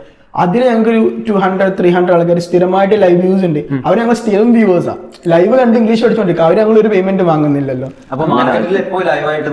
ലൈവായിട്ട് നിൽക്കുക. ലൈക്ക് എപ്പോഴും കൺസിസ്റ്റന്റ് ആയിട്ട് നമ്മൾ പ്രൊഡക്റ്റ് നമ്മൾ നല്ല ഉപകാരമുള്ള സാധനം കൊടുത്തുകൊണ്ടിരിക്കുക. അത് ഇന്നെ ഗുഡ് വേ, ഒരു ഫണ്ണി വേ, ആളുകൾക്ക് പതുക്കെ ആവശ്യം. ഒരിക്കലും ഒരു ബോർഡ് കൊണ്ടുവന്ന് ഇങ്ങനെ 2.5 മണിക്കൂർ ക്ലാസ് എടുക്കുന്ന പരിപാടികളൊന്നും ആരും കണ്ടിരിക്കുന്നത് വളരെ കുറവ്. ഇംഗ്ലീഷ് കഫേ എങ്ങനെയാണ് ഒരു ഇന്നോവേഷൻ കൊണ്ടുവന്നത് ഇംഗ്ലീഷ് പഠിപ്പിക്കുന്നതിൽ? എന്താ ഞങ്ങൾ പറഞ്ഞില്ല, ഇപ്പൊ ആദ്യം നമ്മളും ഇനീഷ്യലി തുടക്കത്തിൽ ചെയ്തിട്ടുണ്ടായിരുന്നത് സോഷ്യൽ മീഡിയയിൽ നമ്മൾ ചെയ്തിട്ടുണ്ടായിരുന്നത് ക്യാമറയിലൊക്കെ ക്ലാസ് ഒക്കെ എടുത്ത് ഇങ്ങനെ വാർത്ത വായിക്കണൊക്കെ പരിപാടിയൊക്കെ ആയിരുന്നു. ഞാൻ വിചാരിച്ചു നോക്കിയത് ഇപ്പൊ അതൊന്ന് മാറ്റി പിടിച്ചു നോക്കുക. എന്താ എല്ലാവരും ചെയ്ത കാരണം വ്യൂവർഷിപ്പ് കിട്ടുന്നില്ല. ഞങ്ങളാണ് ആദ്യമായിട്ട് നമ്മള് സ്ക്രിപ്റ്റഡ് ആയിട്ട് റീൽസിലൂടെ നമുക്ക് ഓരോ വേർഡൊക്കെ പഠിപ്പിച്ച് പതിയെ നമുക്ക് ഓഡിയൻസ് ഉണ്ടാക്കി കൊടുക്കാന്ന് കൊണ്ടുവന്ന്. അപ്പോൾ ഞങ്ങൾ എടുക്കുന്ന റീൽസിലൊക്കെ ഒരു ദിവസം ഒരു ഫണ്ണായിട്ടുള്ള ഒരു വൊക്കാബ നമ്മൾ പഠിപ്പിക്കുന്നുണ്ടാവുക, ഒരു വേർഡ് നമ്മൾ പഠിപ്പിക്കുന്നുണ്ടാവുക. പക്ഷെ ആളുകൾക്ക് അത് കണ്ടിരിക്കുമ്പോൾ അതിന് ഓട്ടോമാറ്റിക്കലി അതിന്റെ കൂട്ടത്തിൽ പഠിച്ചു പോകും.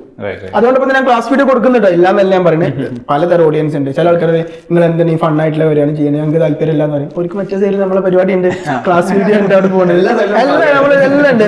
ഇനി ചില ആൾക്കാർ ഫണ്ണായിട്ട് വേണമെങ്കിൽ ചെറിയ കാര്യം ചെറുതായിട്ട് പഠിച്ചു തന്നെ 1 മിനിറ്റിന്റെ ചെറിയ വേറെ വീഡിയോസ് വേറെ നമ്മൾ കൊടുക്കുന്നത്. നമുക്ക് ഒരുപാട് പ്ലാറ്റ്ഫോംസ് ഉണ്ടായിരുന്നു, അതിലൊക്കെ നമ്മൾ കൊടുക്കുന്നുണ്ട്. ഈ വീഡിയോ കേസ് പറയുമ്പോഴേ ഇപ്പോൾ ഇൻസ്റ്റാഗ്രാം ആണെങ്കിലും യൂട്യൂബ് ആണെങ്കിലും നിങ്ങളിപ്പോൾ ഒരു നല്ലൊരു സക്സസ്സിൽ നിൽക്കുകയാണ്. അപ്പം ഫ്രം ബിഗിനിങ് ഇപ്പോൾ ഇത്രയും ഒരു ഇന്റർനെറ്റ് ബിസിനസ്സിനെ ഈ സോഷ്യൽ മീഡിയ ത്രൂ നിങ്ങൾ വളർത്തിക്കൊണ്ടുവരുന്ന സമയത്ത് നിങ്ങൾക്ക് ഇപ്പോൾ അറ്റ് പ്രസന്റ് നിൽക്കുന്ന സമയത്ത് okay we have done these mistakes എന്നൊക്കെ തോന്നുന്ന അങ്ങനെ എന്തെങ്കിലും മിസ്റ്റേക്സ് ഉണ്ടോ ഈ മാർക്കറ്റിംഗ് സൈഡിൽ? മാർക്കറ്റിംഗ് സൈഡിൽ ഇപ്പം നമ്മൾ മാർക്കറ്റിംഗിൽ ചെയ്തതിൽ നല്ല യൂസ്ഫുൾ ആയിട്ട് തോന്നി ഞങ്ങളുടേതായിട്ടുള്ള പ്ലാറ്റ്ഫോം ഞങ്ങൾ ബിൽഡ് ചെയ്തൊന്നുമില്ലതാണ്. ഇപ്പോൾ ഇൻസ്റ്റാഗ്രാമിലാണെങ്കിൽ നമുക്ക് നമ്മുടെ പേജിൽ ഒരു ഓഡിയൻസ് ഉണ്ട്, ഞാൻ നേരത്തെ പറഞ്ഞ പോലെ. ആ കേസിലാണെങ്കിൽ ഒരു മിസ്റ്റേക്ക് എന്ന് ഞാൻ പറയുന്നില്ല. ഇപ്പം നമ്മൾ അറ്റ് എ ടൈമിൽ തന്നെ നമ്മൾ ഫണ്ട് ഇൻവെസ്റ്റ് ചെയ്യുന്നുണ്ട്, നമ്മളെ സ്റ്റാഫിന്റെ ഇതും നമ്മൾ യൂസ് ചെയ്യുന്നുണ്ട്. ഇനീഷ്യലി ഞങ്ങൾ ചെയ്തിട്ടുണ്ടായിരുന്നു 1-2 ആൾക്കാരെ മാത്രം ഫോക്കസ് ചെയ്തിട്ടായിരുന്നു ഞങ്ങൾ ഫേസ് ആയിട്ട് വെച്ചിട്ടുണ്ടായിരുന്നത്. 1-2 പിള്ളേർ മാത്രമുള്ളായിരുന്നു. ഇംഗ്ലീഷ് കഫേ എന്ന് പറഞ്ഞു കഴിഞ്ഞാൽ അവരെ മാത്രം ആൾക്കാർക്ക് ഓർമ്മ ഉണ്ടായിട്ടുണ്ടായിരുന്നു. പക്ഷെ ഏതെങ്കിലും ഒരു മൊമെന്റിൽ ലൈക്ക് അവർ മനുഷ്യരാണ്, അവർക്കും പല ഓപ്ഷൻസ് കിട്ടും, ചോയ്സസ് മാറും. അപ്പൊ ആ മൊമെന്റിൽ അവർ ഷിഫ്റ്റ് ചെയ്യുന്ന സമയത്ത് അവർ നമ്മുടെ അടുത്ത് പോകുന്ന സമയത്ത് ഒരിക്കലും നമ്മളെ ബിസിനസിനെ ബാധിക്കരുത്, നമ്മുടെ ഫേമിനെ ആ ഗ്രൂപ്പിനെ ബാധിക്കരുത്. അവിടെ നിന്നാണ് ഞാൻ 1-2 ആൾക്കാരിൽ മാത്രം ഒതുങ്ങാതെ സോഷ്യൽ മീഡിയയിൽ കോണ്ടന്റ് ക്രിയേറ്റ് ചെയ്യുന്ന ആളുകൾ ഒരു മിനിമം ഒരു 10 പേരോ 15 പേരോ ഒക്കെ ഉണ്ടാവണം. നാളെ ഒരാൾ പോയാലും നമുക്കൊരു പ്രശ്നം വരരുത് എന്നുള്ള രീതിയിലേക്കൊക്കെ മാറും. അതൊരു കാര്യമാണ്. രണ്ടാമത്തെ കാര്യം, ഇനീഷ്യലി ഞാനൊക്കെ മാർക്കറ്റിൽ പരീക്ഷണങ്ങളാണ് ചെയ്തിട്ടുണ്ടായിരുന്നത്. കാരണം ഞാൻ ബേസിക്കലി ഇപ്പോൾ MBA ഓണ്ടർപ്രണർഷിപ്പ് മാനേജ്മെന്റ് പഠിച്ചതെങ്കിൽ പോലും മാർക്കറ്റിംഗിന്റെ ABCD എനിക്കറിയില്ല. തുടക്കത്തിൽ അറിയില്ലായിരുന്നു. നമ്മൾ ഓരോന്നും ഒരു സ്ഥലത്ത് ഞാൻ നേരത്തെ പറഞ്ഞു, ഞാൻ അതുകൊണ്ടാണ് നേരത്തെ പറഞ്ഞത് 10,000 രൂപ ഉണ്ടെങ്കിൽ 10,000 എവിടെ ഇൻവെസ്റ്റ് ചെയ്യണമെന്നുണ്ടെങ്കിൽ ഇപ്പോഴാണ് ഞാൻ പഠിച്ചുകൊണ്ടിരിക്കുകയാണ്. തുടക്കത്തുകാർക്ക് അപ്പൊ എപ്പോഴും നമ്മൾ 10,000 ഉണ്ടെങ്കിൽ കൊണ്ടുപോയിട്ട് 10 ലക്ഷം ഇൻവെസ്റ്റ് ചെയ്യുന്ന സ്ഥലത്ത് 10,000 കൊണ്ട് ഇൻവെസ്റ്റ് ചെയ്തിട്ട് ഒരു കാര്യമല്ല. അപ്പം ഇനീഷ്യലി നമ്മൾ ഓരോന്നും പരീക്ഷിച്ച് ഓരോ കാര്യത്തിൽ ഓരോ പ്ലാറ്റ്ഫോമിലും ഇപ്പോൾ സോഷ്യൽ മീഡിയയിൽ ക്യാമ്പയിൻ നടന്ന സമയത്ത് ഇത്ര രൂപ ഫണ്ട് ഇൻവെസ്റ്റ് ചെയ്യുക, കറക്റ്റ് ആയിട്ട് നമ്മൾ അളന്ന് മുറിച്ച് ചെയ്യണം. അപ്പോൾ ഇനീഷ്യലി ചിലപ്പോൾ എനിക്ക് ഒരുപാട് മിസ്റ്റേക്ക്, കാരണം ഇപ്പോൾ സോഷ്യൽ മീഡിയയിൽ ഫസ്റ്റ് ഡിജിറ്റൽ മാർക്കറ്റിംഗ് ചെയ്തിട്ടുണ്ടെങ്കിൽ ഞാനായിരുന്നു. അന്ന് എനിക്ക് ഡിജിറ്റൽ മാർക്കറ്റിംഗ് എന്താ പോലും അറിയില്ല. ഞാൻ യൂട്യൂബ് നോക്കി പഠിച്ചെടുത്ത് അങ്ങനെയാണ് ഇംഗ്ലീഷ് കഫേ ആയാലും കെമി ആയാലും കാര്യങ്ങളൊക്കെ ഞാൻ സോഷ്യൽ മീഡിയ ക്യാമ്പയിൻസ് ചെയ്തിട്ടുണ്ടായിരുന്നു. ഇപ്പോഴാണ് സ്വന്തമായിട്ട് ടീമൊക്കെ ആയത്.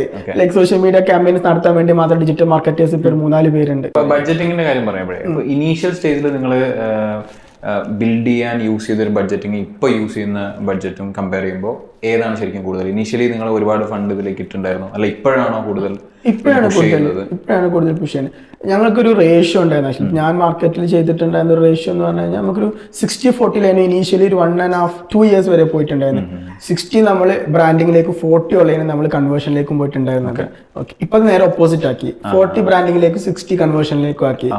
അപ്പോൾ അത് ഓരോ സമയത്ത് മാറ്റേണ്ടി വരും. നാളെ ചിലപ്പോൾ ഇത് മാറ്റേണ്ടി വരും. കാരണം മാർക്കറ്റ് എന്താണെന്ന് നമ്മൾ നോക്കണം. കറന്റ് മാർക്കറ്റ്, ഇപ്പോൾ മാർക്കറ്റ് കുറച്ച് ഡള്ളായിരിക്കുന്ന മൊമെന്റ് കൊണ്ടിട്ട് കോടികൾ ഇൻവെസ്റ്റ് ചെയ്തിട്ട് ഒരു കാര്യമല്ല. മാർക്കറ്റിൽ ഇൻവെസ്റ്റ് ചെയ്യേണ്ട മൊമെന്റിൽ ഇൻവെസ്റ്റ് ചെയ്യണം, ഡിസിഷൻസ് എടുക്കേണ്ട സമയത്ത് ഡിസിഷൻസ് എടുക്കണം. അപ്പോൾ ഫണ്ടിങ്ങിന്റെ കാര്യത്തിൽ ലൈക്ക് സ്പെൻഡിങ് ഇപ്പൊ തന്നെയാണ് ആക്ച്വലി കൂടുതൽ വരുന്നത്. കാരണം കോമ്പറ്റീഷൻ കൂടുതലാണ്, പ്ലാറ്റ്ഫോംസ് കൂടുതലാണ്. അന്ന് നമ്മൾ ഇനീഷ്യലി വരുന്ന സമയത്ത് ഫേസ്ബുക്ക്, ഇൻസ്റ്റാഗ്രാം മാത്രമേ നമുക്ക്, യൂട്യൂബ് മാത്രമേ അറിയുള്ളൂ. ഫേസ്ബുക്ക് ക്യാമ്പയിൻസ് ഒന്നും അന്ന് ഇനീഷ്യലി ചെയ്തിട്ടില്ല, 2-3 മാസം കഴിഞ്ഞിട്ടാണ് ചെയ്തിട്ടുണ്ടായിരുന്നത്. അപ്പോൾ പ്ലാറ്റ്ഫോംസ് കൂടുമ്പോൾ നമ്മൾ ഇൻവെസ്റ്റ്മെന്റും കൂടും. ഷിബിൽ തന്നെയാണ് ഇതിന്റെ കംപ്ലീറ്റ് മാർക്കറ്റിംഗ് പാർട്ട് മാനേജ് ചെയ്തത് പറയുന്നുണ്ടല്ലോ. അപ്പോൾ മാർക്കറ്റിംഗിനനുസരിച്ചിരിക്കും കൺവേർഷനും. ഏത് മൊമെന്റിലാണ് ഷിബിലിന് തോന്നി ഇത് ഹിറ്റായി മോനെ, ഇത് നീ നമ്മൾ വിചാരിച്ചതിനേക്കാളും അടിപൊളിയാവും, ഇത് കയറി പോവും, ഹ്യൂജ് ആവും? അങ്ങനത്തെ ഒരു റിയലൈസേഷനിലേക്ക് എത്തിയത്? എന്റെ ഫസ്റ്റ് ബാച്ചിന്റെ മാർക്കറ്റിംഗ് ഞാൻ പറഞ്ഞില്ലേ, ഇതിന് നമുക്കൊരു സ്കോപ്പ് ഉണ്ടെന്ന് തോന്നിയില്ലേ. ആദ്യമായിട്ട് ഞാൻ ഓപ്പൺ ആയിട്ട് പറയുന്നത്, ആദ്യമായിട്ട് ഞാൻ പ്രൊമോഷൻ ചെയ്യുന്നത് നുസി ഹാജിമൽ എന്ന് പറഞ്ഞ ഇൻഫ്ലുവൻസർ വെച്ചിട്ടാണ്. അന്ന് നുസിക്ക് എനിക്ക് തോന്നുന്നു ബിലോ 1 lakh സബ്സ്ക്രൈബേഴ്സ് ഇട്ടുള്ളൂ യൂട്യൂബിൽ. അന്ന് നുസി ഹാജിമൽ ആരും അറിയാൻ പോലും ഇല്ല. ഇനീഷ്യലി യൂട്യൂബിലുള്ള കുറച്ച് പേർക്ക് മാത്രമേ അറിയുള്ളൂ. 2020 അന്ന് അവർ UK സമയത്ത്. അന്നാണ് ഞങ്ങൾ അവരെ വെച്ച്, അന്ന് എനിക്ക് തോന്നുന്നു അവർക്ക് 20,000 അന്ന് അവർ ചാർജ് ഉള്ളൂ. ഇന്ന് അവർ എനിക്ക് വാങ്ങുന്നത് വലിയ എമൗണ്ട്, എനിക്ക് പറയാൻ പറ്റില്ല, എന്നാലും വലിയ. ഇപ്പോഴും ഞാൻ അവരെ കൊണ്ട് ചെയ്യും, ഇപ്പോഴും ഞങ്ങൾ എല്ലാ അസോസിയേഷനിൽ പോകുന്ന ടീം. അപ്പോൾ ആ മൊമെന്റിൽ അവിടുന്ന് വരുന്ന ഒരു എൻക്വയറീസ് ഉണ്ടായിരുന്നു. അപ്പൊ അതിന്ന് കിട്ടിയ ഒരു അഡ്മിഷൻ കോൺഫിഡൻസ് എനിക്ക് സത്യം പറയാം ഇപ്പോഴും ഞങ്ങൾ നിലനിർത്താൻ കാരണം ഫസ്റ്റ് ബാച്ചിൽ കിട്ടിയ സ്റ്റുഡൻസിന്റെ കൗണ്ടാ. നമ്മൾ എക്സ്പെക്ട് ചെയ്തത് 30 ആണെന്നുണ്ടെങ്കിൽ അതിനേക്കാൾ എത്രയോ കൂടുതൽ നമുക്ക് കിട്ടുന്ന സമയത്ത് അപ്പൊ നമുക്ക് തോന്നി ഓക്കെ, ഒരാളെ വെച്ച് ചെയ്തപ്പോൾ നമുക്ക് ഇത്ര കിട്ടി. ഇനിയും യൂട്യൂബേഴ്സ് എന്ന് പറഞ്ഞാൽ ഞാൻ പരന്നടക്കായിരുന്നു. കൊറോണ പറഞ്ഞപ്പോൾ പിന്നെ പുതിയ യൂട്യൂബേഴ്സ് വന്നു. ഇവരൊക്കെ യൂസ് ചെയ്തോടെ നമുക്ക്. ഇവര് ഇപ്പോഴും നോക്കിക്കൊണ്ട് യൂട്യൂബ് എടുത്ത് നോക്കുകയാണെങ്കിൽ ഒരു 300+ യൂട്യൂബേഴ്സിന്റെ അക്കൗണ്ട്സിൽ ഇംഗ്ലീഷ് കഫേന്റെ പരസ്യം ഉണ്ടാവും. ഇപ്പോഴും അവരായിട്ട് എനിക്ക് പേഴ്സണലി കണക്ഷൻ ഉള്ള ആൾക്കാർ. അപ്പോൾ അവർക്കൊരു ഇൻകം വരികയാണെങ്കിൽ നമുക്ക് ഇൻകം വരുന്നുണ്ട്. അത്രയും നമ്മൾ ആ പ്ലാറ്റ്ഫോം അങ്ങനെ തൂത്തുവാരിയിട്ടുണ്ട് സീരിയസ്ലി. അപ്പോൾ ഇനീഷ്യലി ഫസ്റ്റ് ചെയ്ത മാർക്കറ്റിംഗ് തന്നെ നമുക്കൊരു ഹോപ്പ് കിട്ടിയിട്ടുണ്ട്. ഓക്കെ, ഇതിൽ കിട്ടും. പിന്നെ എന്തൊരു കേസ് എന്ന് പറഞ്ഞാൽ ഞാൻ ഒരിക്കലും കുറ്റം പറയല്ല, ഇംഗ്ലീഷ് എന്ന് പറയുന്ന ലാംഗ്വേജിന്റെ കേസ് നോക്കുകയാണെന്നുണ്ടെങ്കിൽ ഇപ്പോൾ ഞാൻ മലയാളം മീഡിയത്തിൽ പഠിച്ചിട്ട് സ്റ്റുഡൻ്റാണ്. ഞാൻ അബ്രോഡ് പോയ സമയത്ത് എനിക്ക് എല്ലാ പ്രശ്നങ്ങളുണ്ടായിരുന്നു. ലാംഗ്വേജ് യൂസ് ചെയ്യാൻ ഒരുപാട് ബുദ്ധിമുട്ടുണ്ട്, കോൺഫിഡൻസ് ഇല്ലായിരിക്കാം. ഇപ്പോഴും നമ്മൾ സ്കൂൾ കരിക്കുലത്തിന്റെ പ്രശ്നമാണത്. എൻ്റെ അനിയന് 10th ക്ലാസ്സിൽ ഇംഗ്ലീഷിന് A+. അവനോട് ഒരു 5 മിനിറ്റ് ഒരു ഇംഗ്ലീഷ് സംസാരിക്കാൻ പറഞ്ഞാൽ സംസാരിക്കില്ല. അപ്പോൾ ഇംഗ്ലീഷ് കേരള സിലബസ് മാറ്റാത്തോളം കാലം ഇതിന് ഇനിയും സ്കോപ്പ് ഉണ്ട്. അല്ലെങ്കിൽ പിന്നെ നമ്മളെ കരിക്കുലം മാറ്റി വരണം. ഇപ്പോഴും ലാംഗ്വേജിന് എപ്പോഴും ഒരു സബ്ജക്റ്റ് ആണ്. ലാംഗ്വേജ് ഒരിക്കലും ഇംഗ്ലീഷിന് എപ്പോഴും ഒരു സബ്ജക്റ്റാണ്, ഒരു ലാംഗ്വേജ് ആയിട്ട് ഇന്നേ വരെ കണ്ടിട്ടില്ല. ഇപ്പോഴും എസ് എഴുതാനും ലെറ്റർ എഴുതാനും മാത്രമേ നമുക്ക് ഉള്ളൂ. പ്രാക്ടിക്കലായിട്ട് സംസാരിച്ചാണ് ശരിക്കും ഈ സാധനം പഠിക്കണ്ടേ. ലാംഗ്വേജ് എന്ന് പറയുന്നത് സംസാരിച്ചാണ് പഠിക്കണ്ടേ. പക്ഷെ ഇപ്പോഴും അതൊരു സബ്ജക്റ്റ് ആയിട്ട് ഇങ്ങനെ കൊണ്ടടിക്കാണ് സ്കൂൾസ്. ഞാൻ ഒരിക്കലും ഒരു കുറ്റം പറയല്ല, ഞാനൊക്കെ അങ്ങനെ വന്ന പ്രൊഡക്റ്റ്, ഒരു ഗവൺമെന്റ് സ്കൂൾ പ്രൊഡക്റ്റാണ് ഞാനൊക്കെ. പക്ഷെ നമ്മൾ ഓരോ ലൈഫിൽ ഒരു സിറ്റുവേഷൻ എത്തുമ്പോഴാണ് നമുക്ക് മനസ്സിലായത്. അപ്പൊ അതുകൊണ്ട് ഇംഗ്ലീഷിന് ഇപ്പോഴും സ്കോപ്പ് ഉണ്ട്. ഇനിയിപ്പോൾ ഇംഗ്ലീഷ് പോയെങ്കിൽ നാളെ ഈ ലാംഗ്വേജിന്റെ ഭാഗത്തേക്ക് വേറെ ലാംഗ്വേജ് നാളെ ഉറപ്പായിട്ടും വരും. ഒരിക്കലും ഇംഗ്ലീഷ് പോകുന്നില്ല ഞാൻ പറയുന്നത്, പോവാണെങ്കിൽ വരും. അപ്പൊ ഇനിയും സ്കോപ്പ് ഉണ്ട്. ഇന്ത്യയാണ് ഏറ്റവും ഇംഗ്ലീഷ് ലാംഗ്വേജ് സംസാരിക്കുന്ന പൂളുള്ള കൺട്രി എന്നാണ് പറയുന്നത്. ശരിക്കും ഇത് നമ്മൾ പാൻ ഇന്ത്യ ഒക്കെ പോകുന്ന സമയത്ത് ഇത് ഏകദേശം എത്ര വലിയൊരു മാർക്കറ്റാണ് അത് എന്നുള്ളതിനെ പറ്റി ഷിബിൽ നല്ല. ഇപ്പോൾ ഞാൻ ആദ്യം നമ്മൾ കേരളത്തിൽ മാത്രമായിരുന്നല്ലോ. കേരളത്തിൽ 3.5 CR ആണ് ആളുകൾ ഉണ്ടെന്നുണ്ടെങ്കിൽ തമിഴ്നാട്ടിൽ 7 CR ആണ് ആളുകളുള്ളത്, ഇരട്ടിയായി. അത് കമ്മിങ് ടു ഹിന്ദി പോണ സമയത്ത് 9 സ്റ്റേറ്റ്സ് ആണ് ഇപ്പൊ ഹിന്ദി സംസാരിക്കുന്നത്. ഒഫീഷ്യൽ ലാംഗ്വേജ് ഹിന്ദി ആയിട്ടുള്ള 9 സ്റ്റേറ്റ്സ് ഉണ്ട്. അപ്പൊ അവിടുത്തെ ഒരു വൈഡ് ഓഡിയൻസ് നോക്കിക്കളെ. നമ്മൾ ഈ കടലിൽ നിന്ന് ചെറിയൊരു ബീച്ച്, കോഴിക്കോട് ബീച്ചിൽ ചെറിയൊരു ഇത് മാത്രമേ കാണുള്ളൂ. ഇനി എത്രയോ സ്കോപ്പ് കിടക്കുന്നുണ്ട്. അത്രയും വൈഡായിട്ട് ലാംഗ്വേജ്, ഇംഗ്ലീഷ് ലാംഗ്വേജ് പിന്നെ വൈഡായിട്ട് യൂസ് ചെയ്യാൻ പറ്റുന്ന ഒരു ടൂളാണല്ലോ. ഇപ്പോൾ ഡിജിറ്റൽ മാർക്കറ്റിംഗ് അറിയാന്ന് പറയുന്ന പോലെ ഒരു ടൂളാണ്.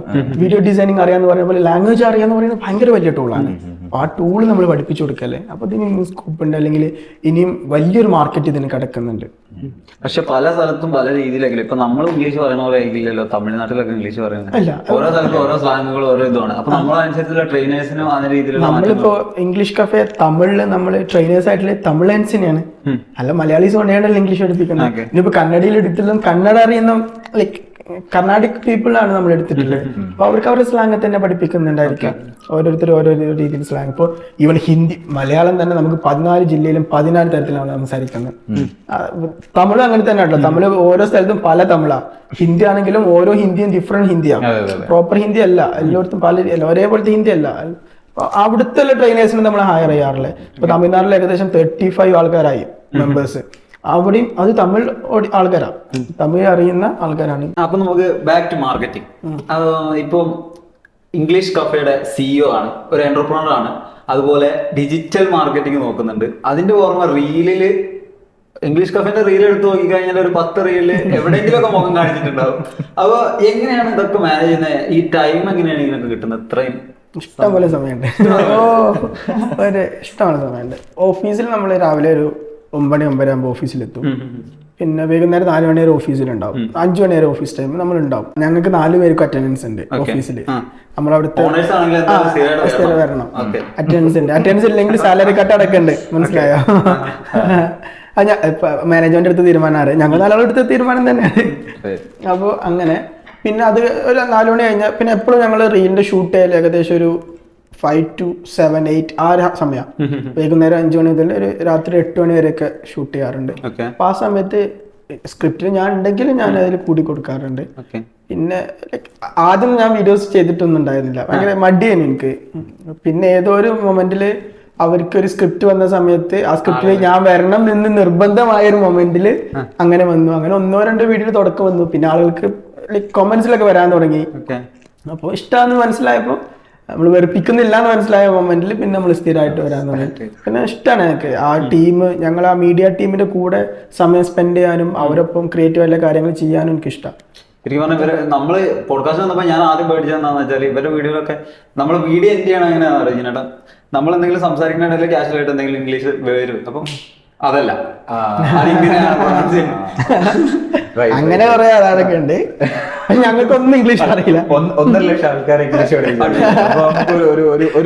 ഞാനൊരു ആദ്യം തന്നെ ഒരു ഇത് എടുക്കട്ടെ. ഞങ്ങൾ ആക്ച്വലി കോണ്ടന്റ് പ്രസന്റേഴ്സ് ആണ്. കോണ്ടന്റ് ഞങ്ങൾക്ക് വേർഡൊക്കെ കറക്റ്റ് പ്രൊണൗൺസ് ചെയ്യണം, കറക്റ്റ് പറഞ്ഞു കഴിഞ്ഞാൽ കോണ്ടന്റ് റൈറ്റർ ഉണ്ട് അപ്പുറത്തെ ബാക്കിൽ. അവരായിരിക്കും നമുക്കെല്ലാം പറഞ്ഞു, നമ്മൾ അതേമാർക്ക് പ്രസന്റ് ചെയ്യണം. ട്രൈ ചെയ്യാം. ഞാൻ ലാംഗ്വേജ് ഞാൻ പഠിച്ചോണ്ടിരിക്കുന്ന സാധനം ട്രൈ ചെയ്യാം എന്തായാലും. ഓ ഡൺ, ഞാൻ എന്തെങ്കിലും റെഡിയാ. കിട്ടിയില്ലെങ്കിൽ കിട്ടില്ല, അത്രേ ഉള്ളൂ. എനിക്ക് മടിയില്ലാത്താണ്. ഞാൻ വേർഡ് പറയട്ടെ. അപ്പൊ അതിന്റെ സ്പെല്ലിംഗ് എന്താണെന്നുള്ള കറക്റ്റ് പറയാം. ട്രൈ ചെയ്യാം. ക്വിൻറ്റസെൻഷ്യൽ. ക്വിൻറ്റസെൻഷ്യൽ. QUIT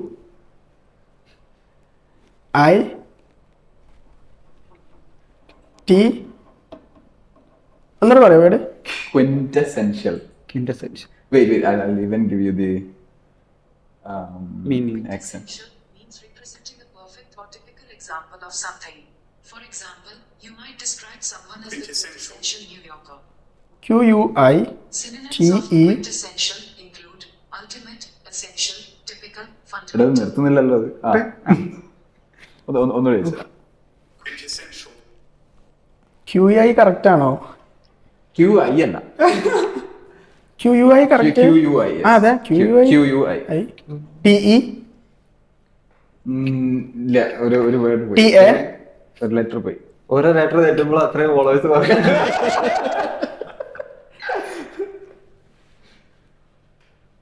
ഇല്ല ഞാൻ ക്വിറ്റ് ചെയ്തു പറയും. ഒന്നും ട്രൈ ചെയ്തു. QUI ക്വിൻറ്റസെൻഷ്യൽ എന്നാണ്. അപ്പോ NTAE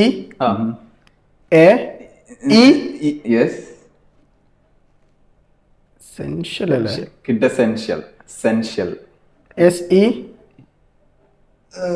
ഇല്ല TE ഇല്ല ഒരു എസും കൂടി അവിടെ വേണം. അതോടെ ഞാൻ പറയാം. SSE ക്വിൻറ്റസെൻഷ്യൽ TIAL ENTIAL. ഒപ്പിക്കബിൾ അതന്നെ പറയാം. ഒപ്പിക്കബിൾ Okay. അത്ര വലിയ വേർഡ് ഞാൻ എന്താ യൂസ് ചെയ്തിട്ടില്ല. നമുക്ക് ആവശ്യമുള്ള ഫോർ എക്സാമ്പിൾ എന്നാ പറയാ നമ്മള്. ഫോർ എക്സാമ്പിൾ അല്ലട്ടോ ഞാൻ യൂസ് ചെയ്യുന്നട്ടോ. ഞാൻ പറയാം ഇതൊക്കെ പുതിയ വേർഡാണ്, നമ്മൾ പുതുതായിട്ട് പഠിച്ചുകൊണ്ടിരിക്കാത്ത. ഞാൻ കമന്റ് എന്നാണ് നമ്മൾ പറയാം. ഞാൻ ഇവരുടെ വീഡിയോ കണ്ടിട്ടുണ്ടോ? ഞങ്ങളും അങ്ങനെ, ഞാനൊക്കെ അത് കമന്റ് എന്നാണ്. ഞാനും ഈ നമ്മള് കോണ്ടന്റ് എന്ന് പറയില്ലേ, കണ്ടന്റ് റൈറ്റർ.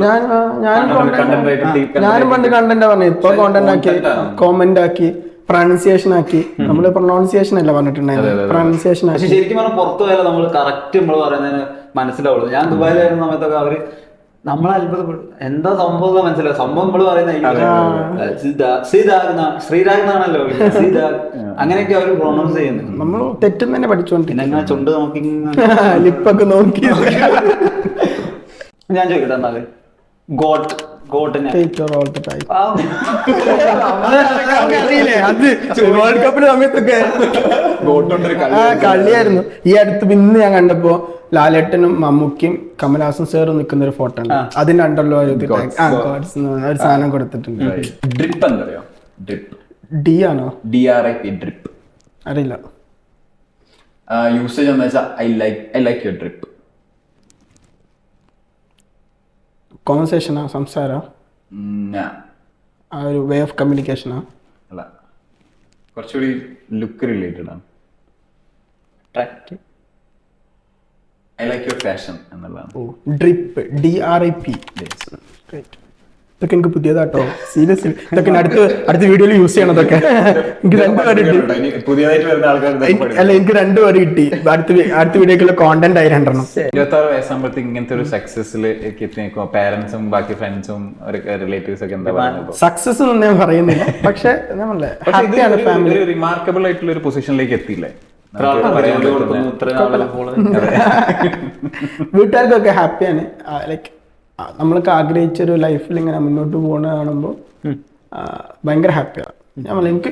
ഞാൻ സ്വപ്നം കാണുന്ന, നമ്മൾ സ്വപ്നം കണ്ടിരുന്ന, ഞാനൊന്നും ഒരിക്കലും എൻ്റെ ഒരു കമ്പനിയുടെ ബ്രാൻഡിന്റെ പരസ്യം TV-യിൽ കാണുന്നൊന്നും ഒരിക്കലും ഞാൻ വിചാരിച്ചില്ല. പണ്ടൊക്കെ ചെറുപ്പത്തിൽ ജോസാലുക്കാസിന്റെയും ജോസ്കോന്റെയും അല്ലെങ്കിൽ ഭീമ ജ്വല്ലറിന്റെ ഒക്കെ പരസ്യം കാണുന്ന സമയത്ത് ഒരിക്കലും ഇംഗ്ലീഷ് കാഫേ കെമ്മിയുടെ ഒക്കെ പരസ്യം ഒരിക്കലും TV-യിൽ വരുന്നെന്ന് നമ്മൾ ഒരിക്കലും വിചാരിച്ചിട്ടില്ലല്ലോ. ആ ലെവലിലൊക്കെ നമ്മൾ എത്തിയില്ലേ. നമ്മൾ ഇന്ത്യൻ എക്സ്പ്രസിലൊക്കെ നമ്മളെ കുറിച്ച് ആർട്ടിക്കിൾസ് ഒക്കെ വന്നിട്ടുണ്ട്, ഇന്ത്യയെ കുറിച്ചിന്റെ പാർട്ട്നേഴ്സിനെ കുറിച്ചൊക്കെ. അതും ഈ അടുത്ത് ഇന്ത്യൻ എക്സ്പ്രസിന്റെ ഒരു CEOs എന്ന് പറഞ്ഞൊരു ഒരു ഇതുണ്ടായിരുന്നു, ഫീച്ചർ ഉണ്ടായിരുന്നു ഈ അടുത്ത്. അതിൽ MA യൂസുഫ് അലി സാറിന്റെ ആ പേജിൽ 30 ഉണ്ട്. ലൈക്ക് ആ ഒരു ഇതിൽ അതിന്റെ ഒക്കെ കൂടെ നമ്മളെ പേരും ചെറുങ്ങനെ പേരും നമ്മളെ കുറിച്ച് എടുത്ത് പേരും, അതൊക്കെ നമുക്ക് വലിയ കാര്യമല്ലേ. ഭയങ്കര ഹാപ്പിയാണ്. ഒരു പക്ഷേ മുഹമ്മദ് ഷിബിർ എന്ന് പറഞ്ഞ ഒരാൾ ഇംഗ്ലീഷ് കഫേന്റെ CEO ആയിട്ടില്ലായിരുന്നെങ്കിൽ, ഇങ്ങോട്ട് വന്നിട്ടില്ലായിരുന്നെങ്കിൽ ആരാവുമായിരുന്നു? ഞാൻ ഏതെങ്കിലും ഒരു കമ്പനിയിലൊരു സെയിൽസ് പേഴ്സണോ അല്ലെങ്കിൽ ഒരു സാധാരണ നോർമൽ മാനേജറൊക്കെ ആയിട്ട് നിൽക്കുമായിരിക്കും. അങ്ങനെ ആയിരിക്കും. ചോദിക്കുന്ന വെച്ചാൽ MBA കഴിഞ്ഞിട്ടുള്ള ഒരാള് ഒരു ബിസിനസ് നടത്താനോ അല്ലെങ്കിൽ ഒരു ഓഫീസിലൊരു എംപ്ലോയി ആയിട്ട് പോകുന്നതിന് പകരം ഇങ്ങനെ ഒരു സ്റ്റാർട്ടപ്പ് തുടങ്ങാന്നുള്ള രീതിയിലേക്ക് എത്തി. അപ്പൊ എനിക്ക് തോന്നുന്നു എന്റെ ഫ്രണ്ട്സ് ഭയങ്കര എന്നെ ഇൻസ്പയർ ചെയ്തിട്ടുണ്ട്, ഭയങ്കര പുഷ് ചെയ്തിട്ട്. ഞാൻ നല്ല മടിയാനാട്ടോ, നല്ല മടിയാനാ, നന്നായിട്ട് മടിച്ച് നിൽക്കുന്ന ഒരാള്. എന്റെ ഫ്രണ്ട് എല്ലാവരും മടിയന്മാരെ ഞങ്ങളത്, പക്ഷെ പരസ്പരം അങ്ങോട്ടും ഇങ്ങോട്ടും ഞങ്ങൾ തരുന്ന സപ്പോർട്ട് ഉണ്ട്. ഭയങ്കര പുഷ് ചെയ്യണം. അപ്പൊ അവരാരും ഫേസ് കൊടുത്തിട്ടില്ല ഇതുവരെ. ഇംഗ്ലീഷ് കഫേന്റെ ആൾക്കാർ എപ്പോഴെങ്കിലും ഒരു ഫോട്ടോത്തിലോ വീഡിയോയിലൊക്കെ വരും എന്നല്ലാതെ സ്ഥിരമായിട്ട് ഇംഗ്ലീഷ് കഫേ എന്ന് പറഞ്ഞ ആൾക്കാർക്ക് ഇന്നേ കാര്യം ഓണേഴ്സിൽ പരിചയം ഉണ്ടാവും, അവർക്ക് വലിയ പരിചയം ഉണ്ടാവില്ല. അവർക്ക് അതിനോട് താല്പര്യം, അവർ ഇന്നിങ്ങനെ പുഷ് ചെയ്ത് അതുകൊണ്ട് തന്നെയാണോ ഫേസ് കൊടുത്തു കഴിഞ്ഞാൽ വേറെ എന്തെങ്കിലും ഭവിഷ്യത്ത് നേരിടുന്നു ഇല്ല അങ്ങനൊന്നുമില്ല. പൈസ എടുത്ത സന്തോഷമുള്ള കാര്യമല്ല. നമ്മള് പേര് നമ്മൾ ബ്രാൻഡ് അറിയപ്പെടുക, സെൽഫ് ബ്രാൻഡിങ് അല്ലോ, ആദ്യമാക്കി കിട്ടുന്ന അങ്ങനെയൊന്നുമില്ല. ലൈക്ക് അവർക്ക് അവരുടേതായ, ഞാൻ പറഞ്ഞില്ല 4 പേര് 4 ഡിപ്പാർട്ട്മെന്റ് ഹാൻഡിൽ ചെയ്യുന്നത്. അവരവരുടേതായ ഡിപ്പാർട്ട്മെന്റിൽ ഒരാൾ അക്കാഡമിക്സ് ആണെങ്കിൽ ഒരാൾ ഫൈനാൻസ് ആണ്. ഞാൻ മാർക്കറ്റിംഗ് ആയതുകൊണ്ട് എന്റെ ഫീൽഡാണ് മാർക്കറ്റിംഗ്, മീഡിയയും സെയിൽസും. അപ്പൊ ഞാൻ അതിൽ നിൽക്കുന്നു. അങ്ങനെ ആയതുകൊണ്ട് മാത്രമാണ് അവർ ഇടയ്ക്ക് വീഡിയോയിലൊക്കെ കൊണ്ടുവരാൻ നോക്കുന്നത്. പക്ഷെ അവര് അത്ര വീഡിയോക്ക് അത്ര ഓക്കെ അല്ല അവർ, അതുകൊണ്ടാണ് അങ്ങനെ പറയുന്നത്. അപ്പൊ നിങ്ങൾ ശരിക്കും 4 പേര് 4 ഡിപ്പാർട്ട്മെന്റ് മാനേജ് ചെയ്യുന്നതിനെ കൊണ്ട് തന്നെയാണ് ഇത് ശരിക്കും സ്മൂത്ത് ആയിട്ട് പോകുന്നുണ്ട് അല്ലേ? ഒരാള് എല്ലാ ഇതിലും കയറി ഇടപെടുന്നതിന് പകരം ഇപ്പോൾ ഞാൻ അല്ലേ 4 പേര്, ഒരാൾ മാർക്കറ്റിംഗ്, അക്കാഡമിക്സ്, അങ്ങനെ ഓരോരുത്തർ ഓരോന്ന്. അവരുടെ കാര്യങ്ങൾ ഞാനും ഇടപെടില്ല, അവർ എൻ്റെ കാര്യങ്ങളിൽ ഇടപെടാറില്ല. ഒരു സെർട്ടൺ എമൗണ്ട് വരെ മാർക്കറ്റിൽ സ്പെൻഡ് ചെയ്യുന്നതിനോ ഒരു ഡിസിഷൻ എടുക്കുന്നതിനോ ഈവൻ ലീഡ്സ് കളക്ട് ചെയ്യുന്നതിനൊന്നും അവർക്ക് ഇപ്പോഴും അറിയില്ല. ചിലപ്പോൾ ഞാൻ അടുത്ത് ചെയ്യാൻ പോകുന്ന സെലിബ്രിറ്റി ആരാന്ന് അവർക്ക് അറിയില്ല. വീഡിയോ വന്നിട്ട് അവർ അറിയുന്നുണ്ട്. അല്ലെങ്കിൽ ഷൂട്ട് ചെയ്യാൻ പോകുമ്പോൾ ഞാൻ പറയും ഞാൻ ഷൂട്ട് ചെയ്യാൻ പോവാട്ടോ എന്ന് പറയും. അതിനുള്ള കംപ്ലീറ്റ് ഫ്രീഡം അവർക്ക് തന്നിട്ടുണ്ട്. അവർക്ക് അവരുടെ ഇതിലുണ്ടാണ്. എനിക്ക് എപ്പോഴും എങ്ങനെ ടാക്സ് ഫയൽ ചെയ്യാൻ അറിയില്ല, അതൊക്കെ എൻ്റെ പാർട്ണറായി ചെയ്യുന്നത്. എനിക്ക് എപ്പോഴും അക്കാഡമിക്സിൽ പുതിയ സിലബസിൽ എങ്ങനെ ആഡ് ചെയ്യാനോ ലാംഗ്വേജ് റിലേറ്റഡ് പുതിയ എന്തെങ്കിലും കൊടുക്കാമെന്ന് എനിക്കറിയില്ല. അതിന്റെ പാർട്ണേഴ്സാണ് ചെയ്യുന്നത്. അങ്ങനെ അപ്പോൾ ഓരോരുത്തർക്കും ഓരോ ഇതുണ്ട്. പാർട്ണർഷിപ്പിന്റെ ഏറ്റവും വലിയ ബെനിഫിറ്റ്സും ചിലപ്പോൾ അതന്നെ. ഓരോരുത്തരും ഓരോ സ്മൂത്ത് ആയി പോവും പല കാര്യങ്ങളും. എല്ലാവരും പാടെ എടുക്കേണ്ട ഒരു ഡിസിഷൻ ആണെങ്കിൽ മാത്രം 4 പേരും മീറ്റിംഗ് കൂടിയാൽ മതി. അല്ലെങ്കിൽ ഞാനും എൻ്റെ ഹെഡും കൂടിയാൽ മതി. ഞാനും എൻ്റെ തൊട്ട് താഴെയുള്ള മാനേജർ, ആ ഡിപ്പാർട്ട്മെന്റ് ഹെഡ് ഉണ്ടാവും, ഞാനും ആ ഹെഡും കൂടി കഴിഞ്ഞാൽ ആ ഡിസിഷൻ എത്തി. അവിടെ വേറെ ഒരാൾ ആവശ്യം വരുന്നില്ല. ഷിബില് 2020 അല്ലെങ്കിൽ അതിന് മുന്നേ തൊട്ടേ ഇൻസ്റ്റാഗ്രാമും യൂട്യൂബും ഒക്കെ കംപ്ലീറ്റ് ഫോളോ ചെയ്യുന്ന ആളാണ് മാർക്കറ്റർ. അപ്പോൾ അവിടെ നിന്ന് ബിഗിനിങ് ടൈമിൽ നിന്ന് ഇപ്പോഴത്തെ ഒരു സമയം നോക്കുമ്പോഴത്തേക്കും എന്ത് ചേഞ്ചാണ് ശരിക്കും ഇതിന്റെ ഒരു അൽഗോരിതത്തിലോ അല്ലെങ്കിൽ മാർക്കറ്റ് വേ വി മാർക്കറ്റ് എന്നുള്ള ഒരു വിഷയത്തിലോ ഒക്കെ? എനിക്ക് തോന്നുന്നു യൂട്യൂബ് ഒക്കെ സാച്ചുറേറ്റഡ് ആയി കഴിഞ്ഞിട്ടുണ്ട് തോന്നുന്നു എനിക്ക്. കാരണം ഇനീഷ്യലി ഞങ്ങളെ കേസൊക്കെ നോക്കുകയാണെങ്കിൽ കേട്ടോ, അപ്പോൾ ഇനീഷ്യലി നമുക്ക് യൂട്യൂബിൽ സ്പെൻഡ് ചെയ്തപ്പോൾ കിട്ടുന്ന റിസൾട്ടിന്റെ 10-ൽ 1 ഉള്ളൂ ഇപ്പോൾ കിട്ടുന്നത്. യൂട്യൂബ് വ്ളോഗേഴ്സിനോടും ആളുകൾക്കുള്ള ഒരു സ്നേഹം, ഒരു സിമ്പതി അല്ലെങ്കിൽ ഒരു ജെന്യൂനിറ്റി ഒക്കെ കുറഞ്ഞിട്ടുണ്ട്. ഇപ്പോൾ യൂട്യൂബ് ഇൻസ്റ്റാഗ്രാം ഇൻഫ്ലുവൻസേഴ്സിന്റെ ഒക്കെ വ്യൂവർഷിപ്പ് കമ്പാരിറ്റീവ്ലി എത്രയോ കുറഞ്ഞിട്ടുണ്ട്. പണ്ടൊക്കെ ഒരു ദിവസം കൊണ്ട് 1 lakh വ്യൂവർഷിപ്പ് കിട്ടിയുന്ന പല ചാനൽസും ഇപ്പോൾ 10,000 തേക്കാൻ കഷ്ടപ്പെടുന്നുണ്ട്. കോമ്പറ്റീറ്റേഴ്സ് കൂടിയതാണ്. പിന്നെ നിങ്ങൾ പറഞ്ഞ ഡിഫറെന്റ് ഐഡിയാസ് കൊണ്ടുവരുന്ന ആൾക്കാരുണ്ട്. ഇപ്പോഴും ലൈഫ് സ്റ്റൈൽ ബ്ലോഗൊക്കെ ആയിട്ട് നിൽക്കുകയാണെന്നുണ്ടെങ്കിൽ അവിടെ തന്നെ നിൽക്കുന്നുണ്ടാവുള്ളൂ. ലൈഫ് സ്റ്റൈലിന്റെ കൂടെ വേറെ എന്തെങ്കിലും ആഡ് ചെയ്യുമ്പോഴൊക്കെയാണ് ചാലഞ്ചിങ് ആയിട്ടുള്ള കാര്യങ്ങൾ ചെയ്തു അപ്ഡേറ്റ് ആയിക്കൊണ്ടിരിക്കണം. അങ്ങനെ എപ്പോഴും നിലനിന്ന് പോകുന്ന പല യൂട്യൂബേഴ്സ് ഉണ്ട്. ഫോർ എക്സാമ്പിൾ സുജിത് ഭക്തൻ സാറൊക്കെ, സുജിത് ഏട്ടനൊക്കെ ഇപ്പോഴും അന്നോ ഹൈപ്പിലുണ്ട്, ഇന്നും ഹൈപ്പ് കീപ്പ് ചെയ്യുന്ന ആള്. എന്നാൽ ചില ആളുകൾക്ക് പെട്ടെന്ന് ഒരു നല്ല ഹൈപ്പിൽ നിൽക്കും, പെട്ടെന്ന് അതേപോലെ ഡൗൺ ആവാറുണ്ട്. അതിന്റെ ഫോളോ അപ്പ് ഞാൻ ഒരു കാര്യം, ഇപ്പൊ ശരിക്കും ഒരു ബിസിനസ് ഐഡിയ ആയിട്ട് വരുന്ന ആള് ഇൻസ്റ്റഗ്രാമും യൂട്യൂബും ഒക്കെ വളരെ ഇമ്പോർട്ടന്റ് ആണ്. ഇപ്പൊ അതൊരു പ്രൊഡക്റ്റ് ആയിട്ട് വരികയാണെങ്കിലും സർവീസ് ആയിട്ട് വരികയാണെങ്കിലൊക്കെ. അപ്പോൾ അയാൾക്ക് ശരിക്കും അന്ന് 2019-ലോ 2020-ലോ സ്റ്റാർട്ട് ചെയ്യുന്നതും ഇന്ന് സ്റ്റാർട്ട് ചെയ്യുന്നത് നമ്മൾ ഹൗ ഡിഫിക്കൽട്ട് ഇറ്റ് ഈസ് ഒരു ബ്രാൻഡ് ബിൽഡ് ചെയ്യാൻ? സോഷ്യൽ മീഡിയ ഒരു ഇമ്പോർട്ടൻറ്റ് വൈറ്റൽ റോൾ ഉണ്ട് ഇപ്പോഴും.